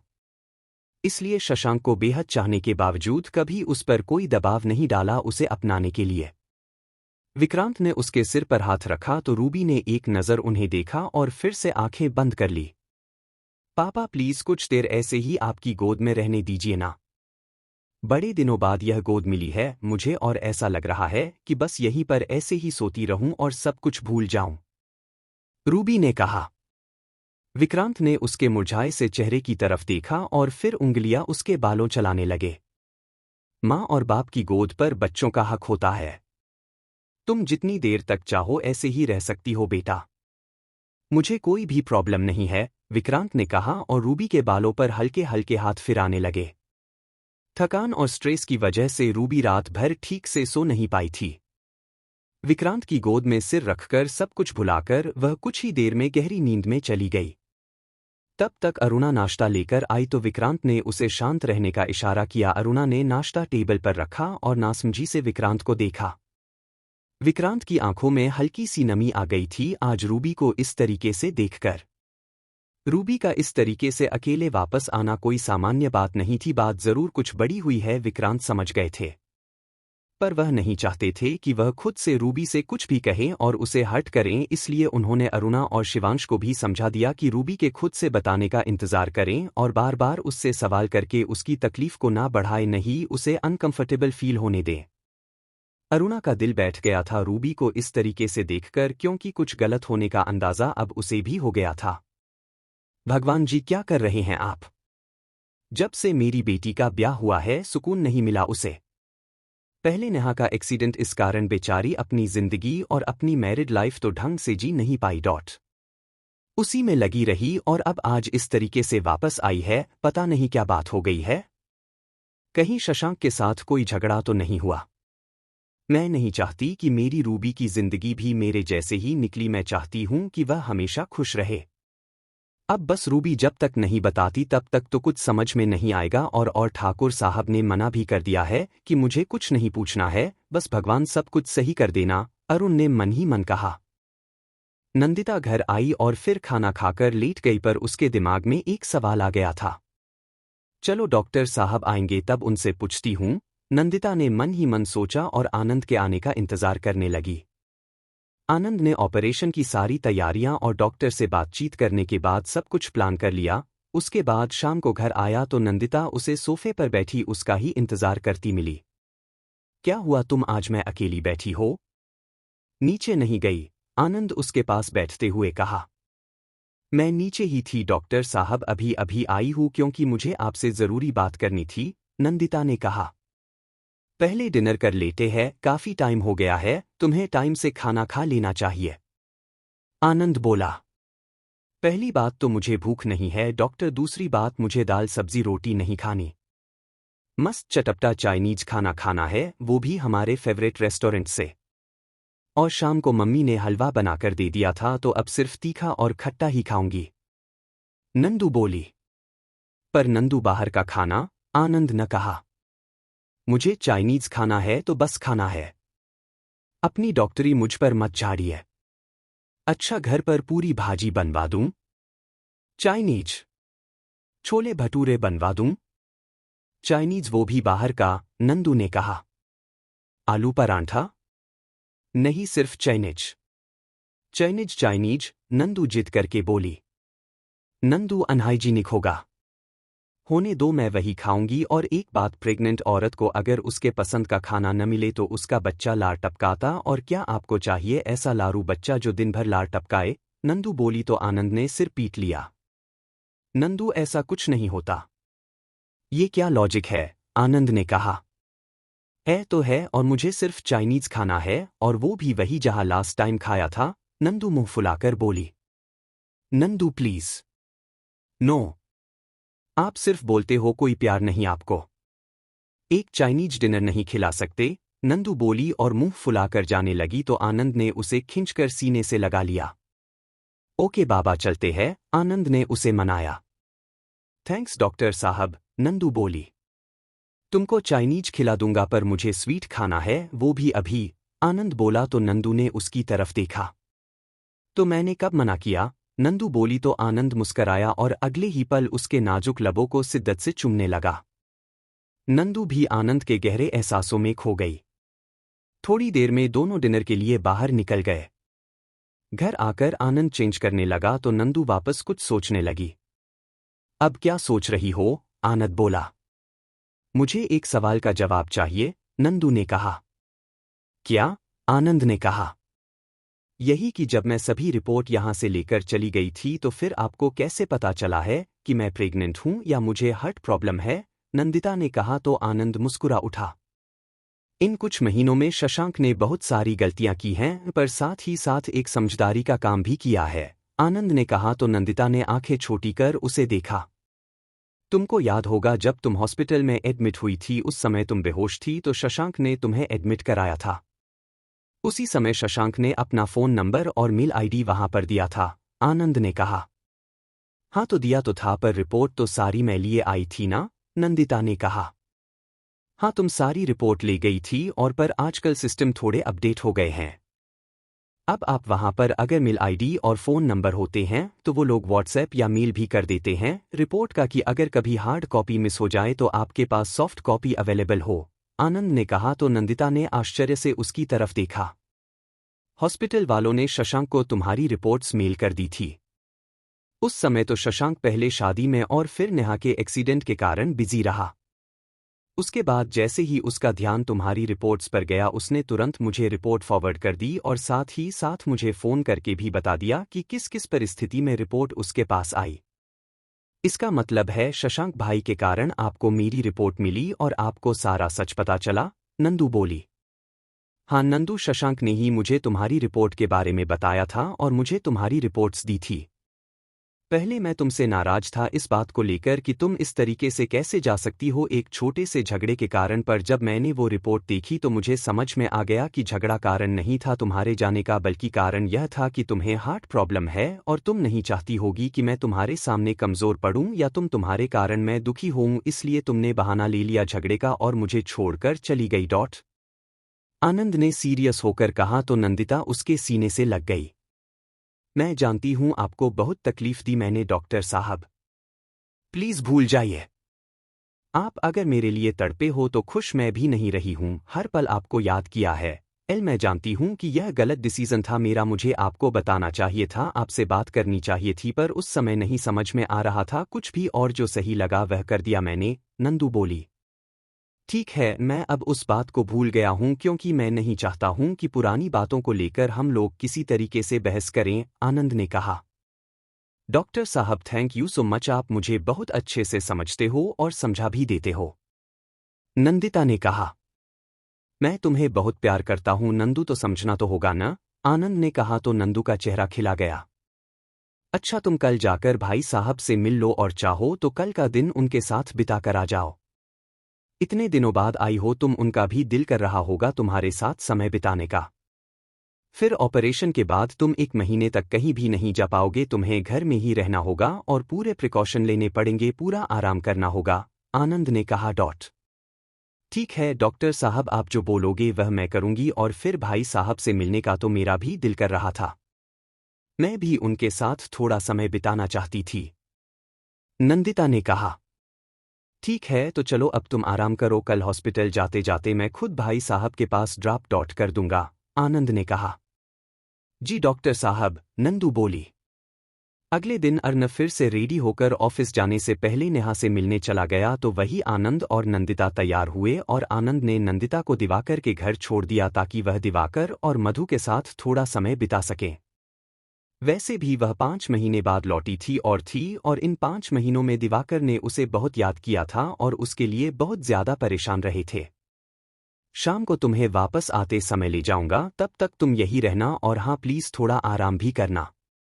कल ऑपरेशन भी होना है इसलिए तुम्हें बिल्कुल भी स्ट्रेस नहीं लेना है, आनंद ने जाते जाते कहा। जी डॉक्टर साहब आप चिंता मत कीजिए, मैं पूरा ध्यान रखूंगी, नंदिता बोली और फिर घर के अंदर चली गई। अरे नंदू तुम, दिवाकर ने उसे देखते हुए कहा।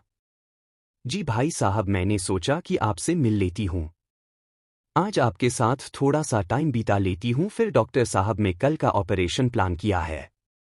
उसके बाद वह बोल रहे थे कि 1 महीने तक मैं कहीं भी आ जा नहीं पाऊंगी और मुझे पूरा आराम करना पड़ेगा। नंदिता ने कहा तो दिवाकर के चेहरे पर उदासी आ गई। भगवान भी ना जाने क्या क्या करते रहते हैं, मेरी छोटी सी बहन को इतनी बड़ी परेशानी दे दी। काश कि तेरी जगह ये प्रॉब्लम मुझे हो जाती हो, दिवाकर ने भावुक होकर कहा। ऐसी बातें मत कीजिए प्लीज भाई साहब। इस तरीके की बातें मत कीजिए, आप नहीं जानते आप कितने खास हो मेरे लिए। और आपकी नंदू इतनी भी कमजोर नहीं है, नंदू बोली तो दिवाकर ने भरी आंखों से उसे देखा। और डॉक्टर साहब ने कहा है ना कोई खतरा नहीं है, तो बस विश्वास रखिए, कुछ भी नहीं होगा मुझे डॉक्टर साहब पर पूरा विश्वास है, नंदिता बोली और फिर दिवाकर के साथ वही सोफे पर बैठ गई। मधु भी उन सबके लिए नाश्ता लाई भी और फिर उन दोनों के पास बैठ गई और तीनों लोग न जाने कहाँ कहाँ की बातें करते रहे। नंदिता से उसके हरिद्वार के बारे में पूछते रहे तो वही यहाँ पर 5 महीने कैसे बीते वो भक बताते रहे। तुमने अगर चिट्ठी लिखकर नहीं बताया होता नंदू कि तुम्हारे ससुराल वालों की कोई गलती नहीं है तुम्हारे यहाँ से जाने में, तो हम दोनों तो उन लोगों को ही गलत समझते रहते, और वैसे भी इस तरह की बात हो तो शक ससुराल वालों पर ही जाता है, दिवाकर ने कहा। जानती थी भाई साहब कि आप शायद मेरे जाने का जिम्मेदार आनंद और उनके परिवार को भी समझोगे। इसीलिए जैसे ही मुझे समझ में आया मैंने आप लोगों के नाम वह चिट्ठी लिखी थी जिसमें मैंने आपको बिल्कुल क्लियर बता दिया था कि मैं अपनी मर्जी से जा रही हूं। इस बात के लिए किसी को जिम्मेदार न समझा जाए और न ही आप राठौर परिवार से कोई भी लड़ाई और झगड़ा करोगे। मेरा जब मन करेगा मैं वापस आ जाऊंगी, नंदिता ने कहा। तुम्हारे उस लेटर को पढ़ने के बाद ही मुझे समझ में आया कि मुझे उन लोगों से कुछ नहीं कहना है। हम लोग जब तीर्थ यात्रा से लौटे तब तक 1 महीना बीत चुका था। घर का दरवाज़ा खोलते ही तुम्हारा लेटर मिला और उसे पढ़ने के बाद हमें समझ में आया कि इस दौरान क्या क्या हो गया है। यहाँ से जाने के बाद मैंने तुम्हारे नंबर पर फ़ोन करने की कोशिश की थी, पर नेटवर्क नहीं मिलता था। एक बार आनंद बाबू से भी बात हुई थी और उन्होंने बात टाल दी, शायद वह मुझे इसके बारे में नहीं बताना चाहते ताकि मुझे टेंशन न हो, इसलिए उन्होंने मुझे नहीं बताया और कहा कि जब वापस आ जाएंगे तब नंदिता से बात करवा देंगे, दिवाकर बोले। फिर वापस आते ही तुम्हारा लेटर मिला और बहुत ही ज्यादा तकलीफ हुई और मैंने तुरंत आनंद बाबू को फ़ोन लगाया, मधु ने कहा। और वह तुरंत मुझसे मिलने घर आए और उन्होंने मुझसे हाथ जोड़कर माफ़ी भी मांगी। उन्होंने कहा कि गलती उनकी है, वह नंदिता का ध्यान नहीं रख पाए और तुम्हारा लेटर हम पहले ही पढ़ चुके थे, इसलिए हम जान गए थे कि उनकी कहीं से भी कोई गलती नहीं है। छोटी मोटी लड़ाई झगड़े तो हर घर में होते हैं, पर फिर भी तुमसे नाराज़गी थी कि इस तरीके से कोई घर छोड़कर जाता क्या छोटे से झगड़े के बाद। पर आनंद बाबू ने मुझे समझाया और कहा कि जल्दी ही ढूंढ कर लाएंगे, इसलिए क्योंकि उन्हें तुम्हारे रिपोर्ट्स मिल चुके थी और वह तब तक समझ चुके थे कि तुम्हारे जाने का कारण वह झगड़ा नहीं है बल्कि तुम्हारी बीमारी थी, दिवाकर ने भावुक होकर नंदिता के सर पर हाथ रखकर कहा। जी भाई साहब, डॉक्टर साहब को रिपोर्ट मिल चुकी थी तब तक और इसीलिए उनकी नाराज़गी भी खत्म हो गई थी और उनकी नाराज़गी की जगह अब उन्हें मेरी फिक्र हो रही थी। इसीलिए वह दिन रात लगे हुए थे मुझे ढूंढने में। हालांकि मैंने सोचा था कि मैं अगर जिंदा रहूंगी तो वापस आऊंगी, पर उससे पहले डॉक्टर साहब ने मुझे ढूंढ लिया, नंदू भी भावुक हो गई। तू 100 साल तक जिएगी और अपने नाती पोतों के बच्चों तक को खिलाएगी। और खबरदार जो आज के बाद ऐसी बात की तो मेरी उम्र भी तुझे लग जाए। मधु ने नंदिता के सर को सहला कर रहा तो नंदिता ने उनके कंधे से सिर टिका लिया। आप लोगों का इतना प्यार देखकर ही भगवान को शायद दया आ गई और वहां के आश्रम में मुझे काफी फायदा हुआ। डॉक्टर साहब ने भी जब द्वारा रिपोर्ट कराई तो उन्हें भी विश्वास नहीं हुआ कि मेरी कंडीशन में इतना ज्यादा इंप्रूवमेंट है और इसीलिए वह सर्जरी का रिस्क ले रहे हैं, क्योंकि अब उन्हें विश्वास है कि कुछ भी नहीं होगा, नंदू बोली। आनंद बाबू को विश्वास है तो मुझे भी विश्वास है कि कुछ भी नहीं होगा, इसलिए भगवान का नाम ले नंदू और सब कुछ भगवान के हाथों पर छोड़ दें, बाकी आनंद बाबू तो है ही सब कुछ संभालने के लिए। दिवाकर बोले। जी भाई साहब, नंदिता ने कहा। सच कह रहा हूं नंदू, इन 5 महीनों में मैंने आनंद का एक अलग ही रूप देखा है। तुमसे नाराज थे वह, उन्हें बुरा लगा था तुम्हारे जाने का, बावजूद इसके यहाँ पर रोज आते थे, मेरा चेकअप करते थे, क्योंकि तुम्हारे जाने के बाद मुझे ब्लड प्रेशर की प्रॉब्लम होने लगी थी टेंशन के कारण। वह मेरा ब्लड प्रेशर चेक करते थे, इलाज करते थे और मुझे रोज समझा देते कि जल्दी ही नंदिता घर वापस आ जाएगी। इन 5 महीनों में उन्होंने तुम्हारी जिम्मेदारी पूरी तरीके से उठाई और मेरा और मधु का पूरा ख्याल रखा। दिवाकर बोले तो नंदू की आंखें भर आई और चेहरे पर मुस्कुराहट आ गई। मैं बहुत बहुत किस्मत वाली हूँ भाई साहब कि मुझे ऐसे लोग मिलते हैं, आप हो या भाभी हो, मुझे बहुत प्यार करते हो और अब डॉक्टर साहब जो मुझे समझते, केयर करते हैं और मेरे साथ उन्होंने मेरे परिवार और मेरे अपनों को भी अपनाया है, नंदिता ने कहा। यही उनकी खासियत है। यही पहले मुझे समझ में नहीं आता था कि उनका नेचर, पर सच कह रहा हूँ, जब से मुझे हार्ट अटैक आया था और जब से हम लोग दिल्ली शिफ्ट हुए हैं, आनंद बाबू का एक अलग ही रूप देखने को मिला है। हर समय यहाँ आना हो या बिजनेस को जमाने की बात है या तुम्हारे जाने के बाद हम लोगों की देखभाल करना हो, आनंद बाबू ने हर समय रिश्ते को निभाया है और बहुत ही आत्मीयता से निभाया है। इतना तो शायद कोई मेरा खुद का भाई या बेटा होता वह भी नहीं करता जितना आनंद बाबू ने मेरे और मधु के लिए किया है, दिवाकर बोले। ये बिल्कुल सही कह रहे हैं नंदू, आनंद बाबू ने बहुत अच्छे से संभाल लिया। तुम्हारे जाने के बाद तुम्हारे भाई साहब तो एकदम टूट गए थे और मैं खुद ही डर गई थी कि पता नहीं कहीं इन्हें फिर से कोई बड़ी परेशानी ना हो जाए, पर आनंद बाबू रोज आते थे, इन्हें समझाते थे, इनके साथ बैठकर बातचीत करते थे। उनकी तबीयत के साथ साथ पूरा इनके मन का भी ध्यान रखते थे और उन्हीं का विश्वास था कि तुम मिल जाओगी और वही विश्वास इन्होंने तुम्हारे भैया को भी दिया। जो कुछ भी हो जाए वह तुम्हें ढूंढ कर लेकर आएंगे और शायद इसीलिए तुम्हारे भैया हिम्मत कर पाए, वरना तुम जानती हूँ कि तुम इनके लिए कितने खास हो, मधु ने कहा। सॉरी भाई साहब, सॉरी भाभी, जानती हूँ कि आप लोगों को बहुत तकलीफ दी, मुझे ऐसे नहीं जाना चाहिए था। पता नहीं क्यों उस समय अजीब सी स्थिति हो गई थी, फिर मुझे कुछ भी सही गलत समझ में नहीं आ रहा था और बस गलती हो गई मुझसे। अब मुझे समझ में आ रहा है कि मैंने कितनी बड़ी गलती की। घर छोड़कर जाना, अपनों से दूर जाना कहीं से भी समझदारी की बात नहीं होती है। हमें जो भी प्रॉब्लम हो उनके लिए बात करनी चाहिए, अपनों से डिस्कस करके कोई निष्कर्ष निकालना चाहिए, ना कि भगोड़ा बनकर भाग जाना चाहिए। मुझे नहीं जाना चाहिए था भाई साहब, समझ में आ गया है मुझे। मेरे जाने के बाद बहुत रिश्ते में बदलाव आया, बहुत कुछ खराब हुआ। डॉक्टर साहब को तकलीफ हुई, आप लोगों को तकलीफ हुई और पूरे घर वालों को तकलीफ हुई। इसके अलावा नेहा, अर्नव, शशांक भाई और रूबी के बीच में प्रॉब्लम हुई, नंदू बोली। दिवाकर और मधु बस सुन रहे थे। इतना ही नहीं, संध्या मम्मी ने अर्नव से भी नाराजगी बना ली है, उससे बात नहीं करती हैं, उसे माफ नहीं कर रही हैं। अर्नव और डॉक्टर साहब के बीच में प्रॉब्लम हो गई है। मतलब मुझे तो समझ में नहीं आता है कि कितना कुछ हो गया इन 5 महीनों में। काश कि मैंने इतना सोचा होता और मैं नहीं गई होती तो शायद यह सब चीजें नहीं होती, पर मैंने गलती कर दी और अब तो बस मैं चीजों को सुधार सकती हूँ क्योंकि समय वापस नहीं आ सकता है, नंदू बोली। हाँ नंदू बेटा, बिल्कुल सही कहा। बीता समय वापस नहीं आ सकता, पर आगे का समय हमारे हाथ में होता है और मैं जानता हूं कि मेरी नंदिता और आनंद बाबू मिलकर सब सही कर लेंगे। जो भी बिखराव आया है, जिस जिसके रिश्ते में भी परेशानी आई है, उन सबको सही कर देंगे, इतना मुझे विश्वास है, दिवाकर ने कहा। जी भाई साहब, कोशिश मैं पूरी करूंगी और आगे भगवान की मर्जी, पर मैं नहीं चाहती कि किसी की लाइफ में कोई भी प्रॉब्लम रहे, चाहे वह फिर अर्नव और नेहा हो या शशांक भाई और रूबी। और ना ही मैं यह चाहती हूं कि अर्नव डॉक्टर साहब के बीच में इसी तरीके से नाराजगी रहे। मैं चाहती हूं कि सबके बीच सब कुछ नॉर्मल हो जाए और बस इसकी कोशिश मुझे जल्दी ही करनी होगी। हालांकि अभी मैं कुछ भी कर नहीं पाऊंगी क्योंकि कल मेरा ऑपरेशन है और उसके बाद मैं जानती हूं कि डॉक्टर साहब मुझे हिलने भी नहीं देंगे। फिर भी जैसे ही मैं ठीक होती हूं सब कुछ ठीक करने की कोशिश करूंगी, नंदिता ने कहा। और मुझे पूरा विश्वास है कि मेरी नंदू सब कुछ सही कर देगी। आखिर रिश्तों की अहमियत मेरी बहन बहुत अच्छे से जानती है और हर रिश्ते को निभाना और संभालना भी। दिवाकर बोले। उसके बाद तीनों वहीं बैठकर बातचीत करते रहे। मिंटू प्रांशु स्कूल से आए तो भी नंदू से लिपट गए और अपनी बातें बताते रहे। पूरा दिन नंदिता ने आज दिवाकर और मधु के साथ बिताया तो वही आनंद उसकी ऑपरेशन की फाइनल तैयारियों में लगा रहा।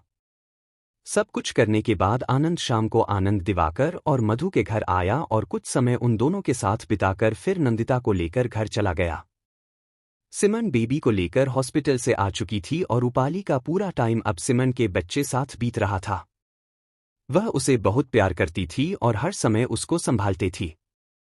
रूपाली का अपने बच्चे के लिए प्यार देखकर सिमरन कई बार भावुक हो जाती थी और कई बार डर जाती। उसे लगता था कि कहीं ऐसा ना हो कि रूपाली को सच पता चले और वो उसके बच्चे से नफरत करने लगे। हे भगवान, यह राज हमेशा राज रहे और घर में और खासकर मम्मी को कभी पता ना चले कि इस बच्चे की असलियत क्या है। मैं नहीं चाहती कि इस बच्चे को किसी भी तरीके की नफरत मिले। बड़ी मुश्किल से मेरी जिंदगी में खुशियां आई हैं। निमेश के जैसा जीवन साथी आया है और इतना अच्छा परिवार मिला है, अब मैं किसी को भी नहीं खोना चाहती। बस अब सब कुछ सही बना रहे। सिमरन ने रूपाली और अपनी बेबी को देखते हुए मन ही मन भगवान से प्रार्थना की। तो कैसा बीता तुम्हारा दिन आज भाई साहब और भाभी के साथ? आनंद ने कमरे में आते ही पूछा। नंदिता बिस्तर पर लेट गई थी। उसे थोड़ी सी थकान हो रही थी। वैसे ही प्रेगनेंसी के समय में जल्दी जल्दी थकना आम बात है। सब अच्छा रहा डॉक्टर साहब, बहुत सारी बातें की हमने और भाई साहब ने मुझे सब बताया। यह भी बताया कि किस तरीके से आपने मेरी एब्सेंस में उन लोगों का ख्याल रखा। आनंद ने जूस का गिलास उठाकर नंदिता को दिया और उसके पास आकर बैठ गया। कहाँ है ना मैंने की फैमिली है। जब तुम मेरी फैमिली का ख्याल रख सकती हो, उनकी ज़रूरतों का ध्यान रख सकती हो, तो तुम जब यहाँ पर नहीं है तो तुम्हारी फैमिली का ध्यान रखना भी तो मेरी जिम्मेदारी बनती है। और मैं नहीं चाहता था कि किसी भी टेंशन के कारण भाई साहब की तबीयत फिर से खराब हो, वरना एक और टेंशन और हम दोनों के सिर पर आ जाता। अभी भी तो इतना ज्यादा टेंशन है, आनंद बोला तो नंदू ने उसकी तरफ देखा। मतलब कभी कभी ऐसा लगता है कि हम दोनों के उस छोटे से झगड़े का असर काफी लोगों पर हुए। कहा, अगर वह झगड़ा नहीं हुआ होता तो तुम मुझे छोड़कर नहीं गई होती, तो शायद अर्नव और नेहा की लाइफ और शशांक रूबी की लाइफ नॉर्मल होती। जो हो गया है डॉक्टर साहब, उसे हम बदल नहीं सकते। मैं जानती हूं कि मेरी गलती है, नंदू बोली। नहीं नंदू, सिर्फ तुम्हारी गलती नहीं है, गलती मेरी भी है। मैंने भी तो तुम पर ध्यान नहीं दिया, तुम्हारी बार बार बिगड़ने वाली तबीयत पर ध्यान नहीं दिया, तुम्हें टाइम नहीं दिया। अगर मैंने तुम्हें टाइम दिया होता, तुम्हारी बात सुनी होती, तो शायद बात इतनी नहीं बढ़ती। मुझे भी ध्यान देना चाहिए था, पर मैं काम में इस कदर उलझा कि तुम पर ध्यान ही नहीं दे पाया, आनंद बोला तो नंदिता ने उसकी आंखों में देखा। वाकई में नंदू, बाद में मुझे अपनी गलती का एहसास हुआ, क्योंकि काम अपनी जगह और फैमिली अपनी जगह है। अगर इंसान की फैमिली है तो उसकी पूरी जिम्मेदारी बनती है कि वह अपना समय फैमिली को भी दे, और मुझसे यही भूल हो गई। उस समस्या सेमिनार और हॉस्पिटल की मीटिंग में इस कदर उलझ गया कि तुम्हारे फोन करने के बावजूद तुमसे बात नहीं की, यहाँ तक कि घर आकर भी यह बात नहीं पूछी कि तुमने फोन क्यों किया था। कुछ जानने की कोशिश नहीं की, कुछ समझने की कोशिश नहीं की, इसीलिए शायद तुम भी मुझे नहीं बता पाई, आनंद ने कहा। नंदिता ने जूस पीकर ग्लास टेबल पर रख दिया और आनंद की गोद में सिर रख लिया। सच कह रही है डॉक्टर साहब, मुझे आपसे कोई भी शिकायत नहीं है। हाँ, मैं मानती हूं कि उस समय आप मुझे टाइम नहीं दे पाए थे, इसलिए मुझे बुरा लग रहा था और मैं ऊपर से मेरी तबीयत खराब थी तो नाराजगी भी थी। पर अब मुझे बिल्कुल भी बुरा नहीं लगता, क्योंकि अब मुझे समझ में आ गया है कि कभी ऐसा होता है। इंसान बिजी हो इसका मतलब यह नहीं है कि हम नाराज हो जाए। मुझे आपको बताना चाहिए था, और अगर तभी बताती तो शायद आप मेरी बात जरूर सुनते, पर मैंने भी तो आपको नहीं बताया, नंदू बोली। आनंद ने उसके बालों को सहलाया। और साथ साथ अगर आपके पास टाइम नहीं था तो मुझे फैमिली में किसी और को बताना चाहिए था, पर मैं न जाने क्यों बता नहीं पाई। कुछ परिस्थितियां ऐसी बनती चली गई कि मैं चाहकर भी कुछ कह नहीं पाई। इसी बीच में अर्नव और नेहा का मामला आ गया और मेरा गुस्सा भी एकदम से बढ़ गया। समझ में नहीं आ रहा था क्या सही है क्या गलत है, और इसी सब में भूल हो गई मुझसे, नंदिता ने कहा। अब खुद ही कहती हो कि सारी बातों को भूल जाओ और खुद ही याद करती हो। मैं नहीं चाहता कि अब तुम दोबारा कभी भी इस बात की चर्चा करो। जो हो गया सो हो गया, अब हमें बस सब कुछ सही करना है और उसकी शुरुआत कल से हो रही है। कल तुम्हारा ऑपरेशन हो जाएगा। 1 महीने बाद तुम बिल्कुल नॉर्मल लाइफ में आ जाओगी। उसके बाद हम एक एक करके सब कुछ सही कर देंगे। भगवान ने चाहा तो फिर नेहा भी जल्दी ठीक हो जाएगी, आनंद बोला। इस समय मुझे नेहा के साथ साथ रूबी और शशांक भाई की भी चिंता है। आपको नहीं पता है, पर रूबी घर छोड़कर चली गई है गाजियाबाद वापस, नंदिता बोली। व्हाट? आनंद ने एकदम से कहा। हाँ, मैंने कल बताया नहीं क्योंकि मैं अभी इस समय आपको टेंशन नहीं देना चाहती थी। कल मैं और अर्नव शशांक भाई के घर गए थे, तो वही हमें पता चला कि रूबी घर छोड़कर चली गई है। सुशांत भाई और उसके बीच में पहले ही प्रॉब्लम चल रही थी, अब उसे नाराजगी ज्यादा हो गई होगी तो वह चली गई। हालांकि शशांक भाई को अपनी गलती का एहसास है। उन्हें बहुत ही शर्मिंदगी महसूस हो रही थी और साथ ही साथ वो कह रहे थे कि वह रूबी वापस लाएंगे क्योंकि वह रूबी को बहुत प्यार करते हैं और रूबी भी उन्हें चाहती है। इसलिए नंदिता ने कहा, अगर इतना ही प्यार था तो फिर क्यों नहीं समझा उसे? क्यों नहीं सुनी उसकी बात? क्यों नहीं उसको वह जगह दी जो उसकी उस घर में होनी चाहिए थी? आनंद का चेहरा कठोर हो गया। मैं मानती हूं डॉक्टर साहब कि शशांक भाई ने गलती की, पर हमें नाराजगी से काम नहीं लेना है। मैं सिर्फ इतना चाहती हूं कि अब जो कुछ भी हो रूबी की मर्जी से हो। अगर रूबी वापस से सब कुछ नॉर्मल चाहती है तो वही हो, और अगर अभी नहीं चाहती उनके साथ रहना तो हम बिल्कुल भी रूबी पर प्रेशर नहीं डालेंगे और ना ही किसी और को उस पर प्रेशर डालने देंगे, क्योंकि रूबी ने बहुत कुछ बर्दाश्त किया है और अब डिसीजन भी रूबी का होना चाहिए। अगर उसके मन में शशांक भाई के लिए वाकई में इतना ज्यादा प्यार है कि वह उनकी इस समय की हुई गलतियों को माफ कर सकती है तो वह माफ करें, और अगर उसे लगता है कि उसकी प्यार से ज्यादा शशांक भाई की गलती है तो रूबी उन्हें माफ ना करें और बात खत्म करे। आप बताइए, आपको क्या लगता है, क्या करना चाहिए? नंदिता ने कहा। तुमने बिल्कुल सही सोचा है नंदू। अब इस बार डिसीजन रूबी और शशांक को ही लेने देते हैं। शशांक की तरफ से तो सब कुछ क्लियर हो ही गया है और उसे अपनी गलती का एहसास हो गया है, तो वह रूबी के साथ रिश्ता सुधारना ही चाहेगा। पर रूबी अब क्या चाहती है, जरूरी यह है वह शशांक को दूसरा मौका देना चाहती है या नहीं, यह रूबी ही भी समझ सकती है और यह डिसीजन भी सिर्फ रूबी ले सकती है। अगर उसका दिल करता है कि वह शशांक को माफ कर दे और एक नई शुरुआत करें तो हम उसका सपोर्ट करेंगे, और अगर उसे लगता है कि शशांक की गलतियां माफी के काबिल नहीं है और वह शशांक को छोड़कर आगे बढ़ना चाहती है तो भी हम उसका साथ देंगे, पर उसका सपोर्ट करेंगे, आनंद ने कहा। ठीक है डॉक्टर साहब, मैं भी यही सोच रही थी। इम्पैक्ट में तो यह शशांक भाई से बोलकर भी आई हूं कि अब वह भी जैसा चाहेगी वैसा ही होगा, किसी भी तरीके का प्रेशर रूबी के ऊपर कोई भी नहीं डालेगा, नंदिता ने आनंद को बताया। अब तुम चेंज कर लो और फिर आराम करो, टाइम से सोना है तुम्हें। कल सुबह हमें हॉस्पिटल चलना है, आनंद ने कहा तो नंदिता ने उसके हाथ को कसकर पकड़ लिया। कहा है ना मैं हूं, फिर क्यों घबरा रही हूं? मैं हर पल तुम्हारे साथ हूं नंदू, और वादा करता हूं कि तुमको और बेबी को कुछ भी नहीं होने दूंगा। विश्वास रखो मेरा, आनंद ने कहा। कल सुबह चलना जरूरी है क्या डॉक्टर साहब? आप तो कह रहे थे कि ऑपरेशन दोपहर में होगा, नंदिता ने कहा। पर उससे पहले कुछ जरूरी टेस्ट होते हैं और साथ ही साथ कुछ फॉर्मेलिटी होती है जो हमें करनी होगी। उसके लिए मॉर्निंग में एडमिट होना है और कल तुम्हें कुछ भी खाना नहीं है और ना ही कुछ पीना है, आनंद ने कहा तो नंदिता ने गर्दन हिला दी और फिर उठकर अपनी नई ड्रेस लेकर वॉशरूम में चली गई। आनंद ने उसके जाते ही गहरी सांस ली और आंखें बंद कर ली। भगवान, नंदिता को मुझ पर बहुत भरोसा है और मुझे आप पर बहुत विश्वास। हम दोनों के विश्वास की लाज रखना। उसका ऑपरेशन कामयाब रहे और नंदू और मेरे बच्चे को कोई भी तकलीफ ना हो, आनंद ने मन ही मन कहा। तब तक नंदिता भी बाहर आ गई। आनंद ने ठीक से उसे बिस्तर पर लिटाया और फिर खुद भी चेंज करने चला गया। चेंज करके आया तो देखा नंदिता अब भी उसके इंतजार में जाग रही है। आनंद ने लाइट्स ऑफ की और नंदिता के पास आकर लेट गया। अगले ही पल नंदिता ने अपना सिर के सीने पर रख लिया और अपनी बाहों को उसकी कमर में लपेट लिया। घबराओ मत नंदू, मैंने कहा ना, मैं हूं तुम्हारे साथ, हर पल हर लम्हा। एक बार मुझसे गलती हो गई जो तुम पर ध्यान नहीं दे पाया, और उस गलती के कारण मैंने तुम्हारे बिना जो 5 महीने निकाले हैं, मैं ही जानता हूं कितनी तकलीफ हुई। अब कभी वह गलती दोबारा नहीं होगी।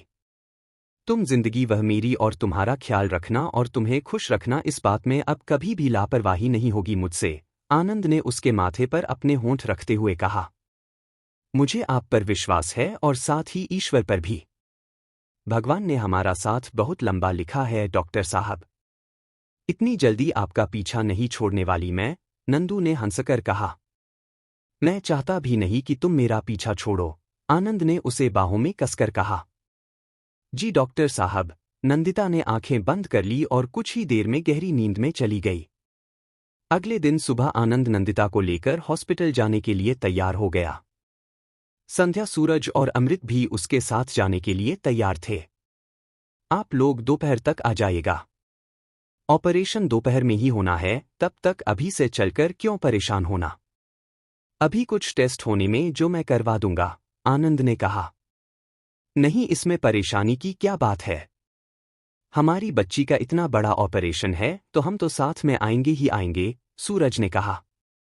ठीक है तो फिर चलिए, जो जिसको चलना है, आनंद बोला और कुछ ही देर में सब लोग भगवान के मंदिर के आगे खड़े हो गए। शोभना ने आरती की और फिर नंदिता के माथे पर टीका लगाकर उसके सिर पर हाथ रख लिया। कान्हा जी, मेरी बच्ची की रक्षा करना, कुछ भी परेशानी न आए इसको। ऑपरेशन कामयाब रहे और मेरी बच्ची स्वस्थ होकर घर वापस लौटे, शोभना ने मन ही मन भगवान से प्रार्थना की।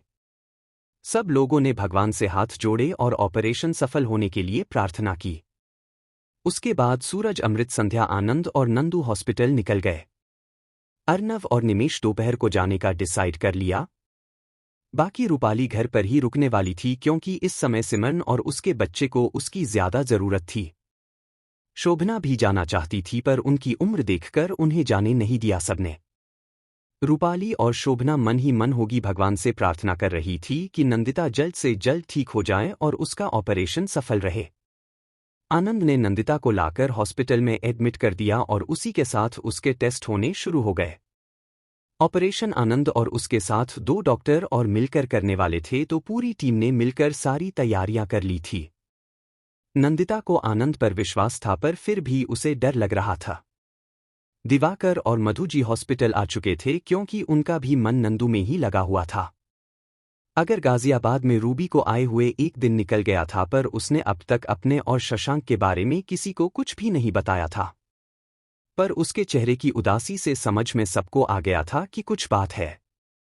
अरुणा बहुत ही ज्यादा परेशान थी और रूबी से पूछना चाहती थी कि क्या बात है, पर विक्रांत ने मना कर दिया था।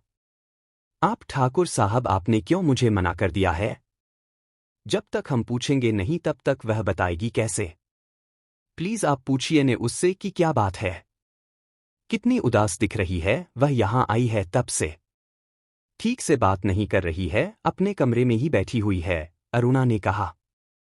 ठीक है, मैं बात करता हूं, विक्रांत ने कहा और उठकर रूबी के पास उसके कमरे में आए। अरे पापा, आ यहां। मैं बस आपके पास ही आने वाली थी, रूबी बोली। अरे आ हमारे पास आओ या हम आपके पास, बात तो एक ही है। अब बताइए आप क्यों आना चाहती थी, विक्रांत ने रूबी के पास बैठकर कहा। वो मुझे आपसे कुछ जरूरी बात करनी थी, रूबी नजर झुका के बोली। क्या बात करनी है बेटा, विक्रांत ने उसके हाथों को थाम के कहा जो कि हल्के कांप रहे थे और उनका कंपन देख विक्रांत समझ गए थे कि जो भी बात है रूबी को बहुत तकलीफ दे रही है। शिवांश और अरुणा दरवाजे के बाहर ही रुक गए थे ताकि रूबी असहज न हो। बताइए बेटा, क्या बात है? आप इतना परेशान क्यों है, विक्रांत बोले। पापा, ये घर भी मेरा है ना? आपने कहा था कि मैं जब चाहे जितना चाहे यहां रुक सकती हूं। और शिवा भैया ने भी कहा था कि मेरा अधिकार सदा यहां रहेगा, रूबी बोली। हाँ बेटा, बिल्कुल है आपका अधिकार और हमेशा रहेगा, विक्रांत बोले। पापा, मुझे एक वकील की जरूरत है जो कि शांति और सहमति से मेरा और शशांक का डिवोर्स करा सके, रूबी बोली। तो विक्रांत को ऐसा लगा जैसे किसी ने उनके दिल पर वार किया हो। बेटी का ब्याह 6 महीने भी न चले और तलाक की नौबत आ जाए, ये दर्द माता पिता के लिए असहनीय है। दरवाजे पर खड़ी अरुणा ये सुन लड़खड़ा गई तो शिवा ने उन्हें थामा, पर उसके लिए भी ये बात सदमे से कम नहीं थी। डिवोर्स, विक्रांत ने कहा। जी पापा, मैं वो घर छोड़कर आ गई हूँ हमेशा के लिए और अब बस शांति से तलाक चाहती हूँ, रूबी ने कहा। लेकिन क्यों? विक्रांत के मुंह से निकला। कारण नहीं बता पाऊंगी पापा। प्लीज, इस समय बहुत तकलीफ में हूं, मेरी मदद कर दीजिए और कुछ मत पूछिए, रूबी ने कहा। तो विक्रांत ने फोन निकाल वकील का नंबर डायल कर दिया। हेलो वकील साहब, आज जरा घर आ जाइए, आपसे कुछ जरूरी बात करनी है, विक्रांत ने वकील से कहा और कॉल कट करके रूबी को देखा। थैंक्स पापा, रूबी उनके सीने से सिर टिकाकर बोली। लेकिन तभी अरुणा अंदर आई तो विक्रांत और रूबी ने उसकी तरफ देखा। लेकिन हुआ क्या है? आखिर बात इतनी क्या बिगड़ गई कि तलाक की नौबत आ गई है? अरुणा ने हड़बड़ा के सामने आकर कहा तो विक्रांत ने आंखें बंद कर ली। कितना भी समझाओ, इनको समझ में आती ही नहीं है कोई बात। पहले शांति से पता करना होता है, विक्रांत ने मन ही मन कहा और अरुणा की तरफ देखा। अरुणा, हमने कहा था ना आपसे कि आप अभी कुछ भी नहीं पूछेंगी, विक्रांत ने कहा। इतना भी कैसे नहीं पूछूंगी? आखिर मेरी बेटी की जिंदगी बर्बाद हो रही है। शादी के 6 महीने नहीं हुए हैं और तलाक की नौबत आ गई है और आप कह रहे हैं कि हम इससे कुछ भी नहीं पूछे। सवाल जवाब नहीं करें तो क्या करे आखिर? अरुणा बाली। विक्रांत ने रूबी को देखा। उसका चेहरा एकदम से लाल हो गया था और आंसू निकलने लगे थे। मम्मी, आपके किसी सवाल का मेरे पास कोई जवाब नहीं। बस इतना जान लीजिए कि मैं शशांक के साथ नहीं रहना चाहती हूं। और अगर आपको प्रॉब्लम है मेरे यहां रहने में तो मैं कहीं और रह लूंगी, रूबी बोली और उठ खड़ी हुई। रूबी बेटा, बैठो यहां पर। हम बात कर रहे हैं ना। इस तरीके से बचपना दिखाने की क्या जरूरत है? हमने तुमसे कुछ भी सवाल किया क्या? फिर क्यों नाराज हो रही है? विक्रांत ने कहा और रूबी पकड़कर उसे अपने पास बिठाया और उसके कंधे पर हाथ रखा। हमें अपनी बेटी पर पूरा विश्वास है। अगर आपने यह निर्णय लिया है तो कुछ तो बात होगी ही और अरुणा वो कारण जानना चाहती है ताकि हम शशांक और मिस्टर रयचंद से सवाल जवाब कर सके। इसका मतलब यह बिल्कुल भी नहीं है कि हम लोग आपको गलत समझते हैं या हम लोग नहीं चाहते कि आप इस घर में रहे। हर माँ बाप अपने बच्चों की खुशी चाहते हैं बेटा। आपकी खुशियां अगर शशांक के साथ है तो हम उसमें आपका साथ देंगे और अगर आप शशांक के साथ खुश नहीं है तो भी हम आपका ही साथ देंगे और सिर्फ कारण पूछा है। अरुणा ने ऐसा कुछ भी नहीं कहा है कि आप नाराज हो, विक्रांत ने कहा। रूबी ने विक्रांत को देखा और अपनी आंखों को पोंछा। हर समय कारण मैं ही क्यों बताऊं? नहीं बताना मुझे कोई कारण? क्यों हर बात का कोई कारण चाहता है? क्यों हर बात के लिए से सबको कारण चाहिए? नहीं बताना मुझे कोई कारण। नहीं रहना शशांक के साथ और नहीं बताना कोई कारण और इसके लिए मुझे अब कोई भी बात नहीं करनी, न शशांक से न उनके पापा से। मुझे नहीं रहना तो बस नहीं रहना साथ। नहीं बताना चाहती कि क्या बात है। कभी नहीं बताऊंगी। अगर आप लोग मेरा साथ नहीं दे सकते तो कोई बात नहीं है। मैं अकेले ही कर लूंगी मैनेज, पर मुझे तलाक चाहिए। और आप लोगों को प्रॉब्लम है। आप लोगों के लिए भी मैं अनचाहा रिश्ता हूं, बोझ हूं, तो चली जाऊंगी यहां से भी। कर लूंगी अपना इंतजाम किसी हॉस्टल में, पर बोझ नहीं बनूंगी किसी पर, रूबी ने कहा तो अरुणा को लगा कि उनका भी कलीजा चिर गया और उसने रूबी के पास में आकर उसे अपने सीने से लगा लिया। तुझे कहीं जाने की जरूरत नहीं है बेटा। मेरा मतलब वह नहीं था। ये घर तेरा है और हमेशा रहेगा। मैं तुमसे कोई सवाल नहीं कर रही। कुछ भी तुमसे शिकायत नहीं कर रही। कोई कमी नहीं बता रही, बस इसलिए पूछा था ताकि तुम्हारा भी पक्ष समझ सके और शशांक को समझा सके कि रिश्ते ऐसे नहीं तोड़े जाते हैं छोटी मोटी बात की वजह से। वह तुमसे अगर नाराज भी हो तो हम उसे आकर मना लेंगे, अरुणा ने कहा। उन्हें मनाने की जरूरत नहीं क्योंकि अलग होने का डिसीजन मेरा है, शशांक का नहीं। वह मुझे तलाक नहीं देना चाहते। वह तो मौका देना चाहते हैं रिश्ते को। लेकिन मैं तलाक लेना चाहती हूं। मैं उन्हें मौका नहीं देना चाहती कोई। इसीलिए मैंने आप लोगों से कहा कि अपनी तरफ से वकील फाइनल कीजिए, रूबी ने कहा तो अब विक्रांत और अरुणा को और भी अजीब लग रहा था। उन्हें लग रहा था कि दोनों की प्रॉब्लम है और रूबी और शशांक के बीच में कुछ प्रॉब्लम हुई होगी जिस कारण से शशांक ने और रूबी ने एक दूजे को कुछ कहा होगा। पर यहां तो मामला ही अलग है। यहाँ शशांक रूबी के साथ साथ रिश्ता नहीं तोड़ना चाहता बल्कि रूबी तलाक चाहती है। पर रूबी यूं अलग होना समस्या का हल नहीं होता। थोड़ा ठंडे दिमाग से सोच। और अगर शशांक रिश्ता नहीं तोड़ना चाहता तो तुम क्यों? शिवांश अभी बोला ही था कि रूबी ने उसकी तरफ देखा। क्या हर बार निर्णय लेने का अधिकार सिर्फ पुरुष को होता है भैया? लड़कियों की कोई कीमत नहीं होती। सिर्फ लड़कों की इच्छा से सब कुछ चलेगा। उनकी इच्छा है तो जिंदगी में शामिल करेंगे। उनकी इच्छा है तो अपनी जिंदगी से निकाल देंगे। और फिर से उनकी इच्छा होगी तो फिर से अपनी जिंदगी में शामिल कर लेंगे। ऐसा क्यों भैया? हर बार उनकी इच्छा उनकी मर्जी क्यों और लड़कियों की मर्जी की कोई वैल्यू नहीं? क्यों उन्हें हर बार समझा दिया जाता है? क्यों उन्हें यह हर बार एक्सेप्ट करने के लिए कहा जाता है?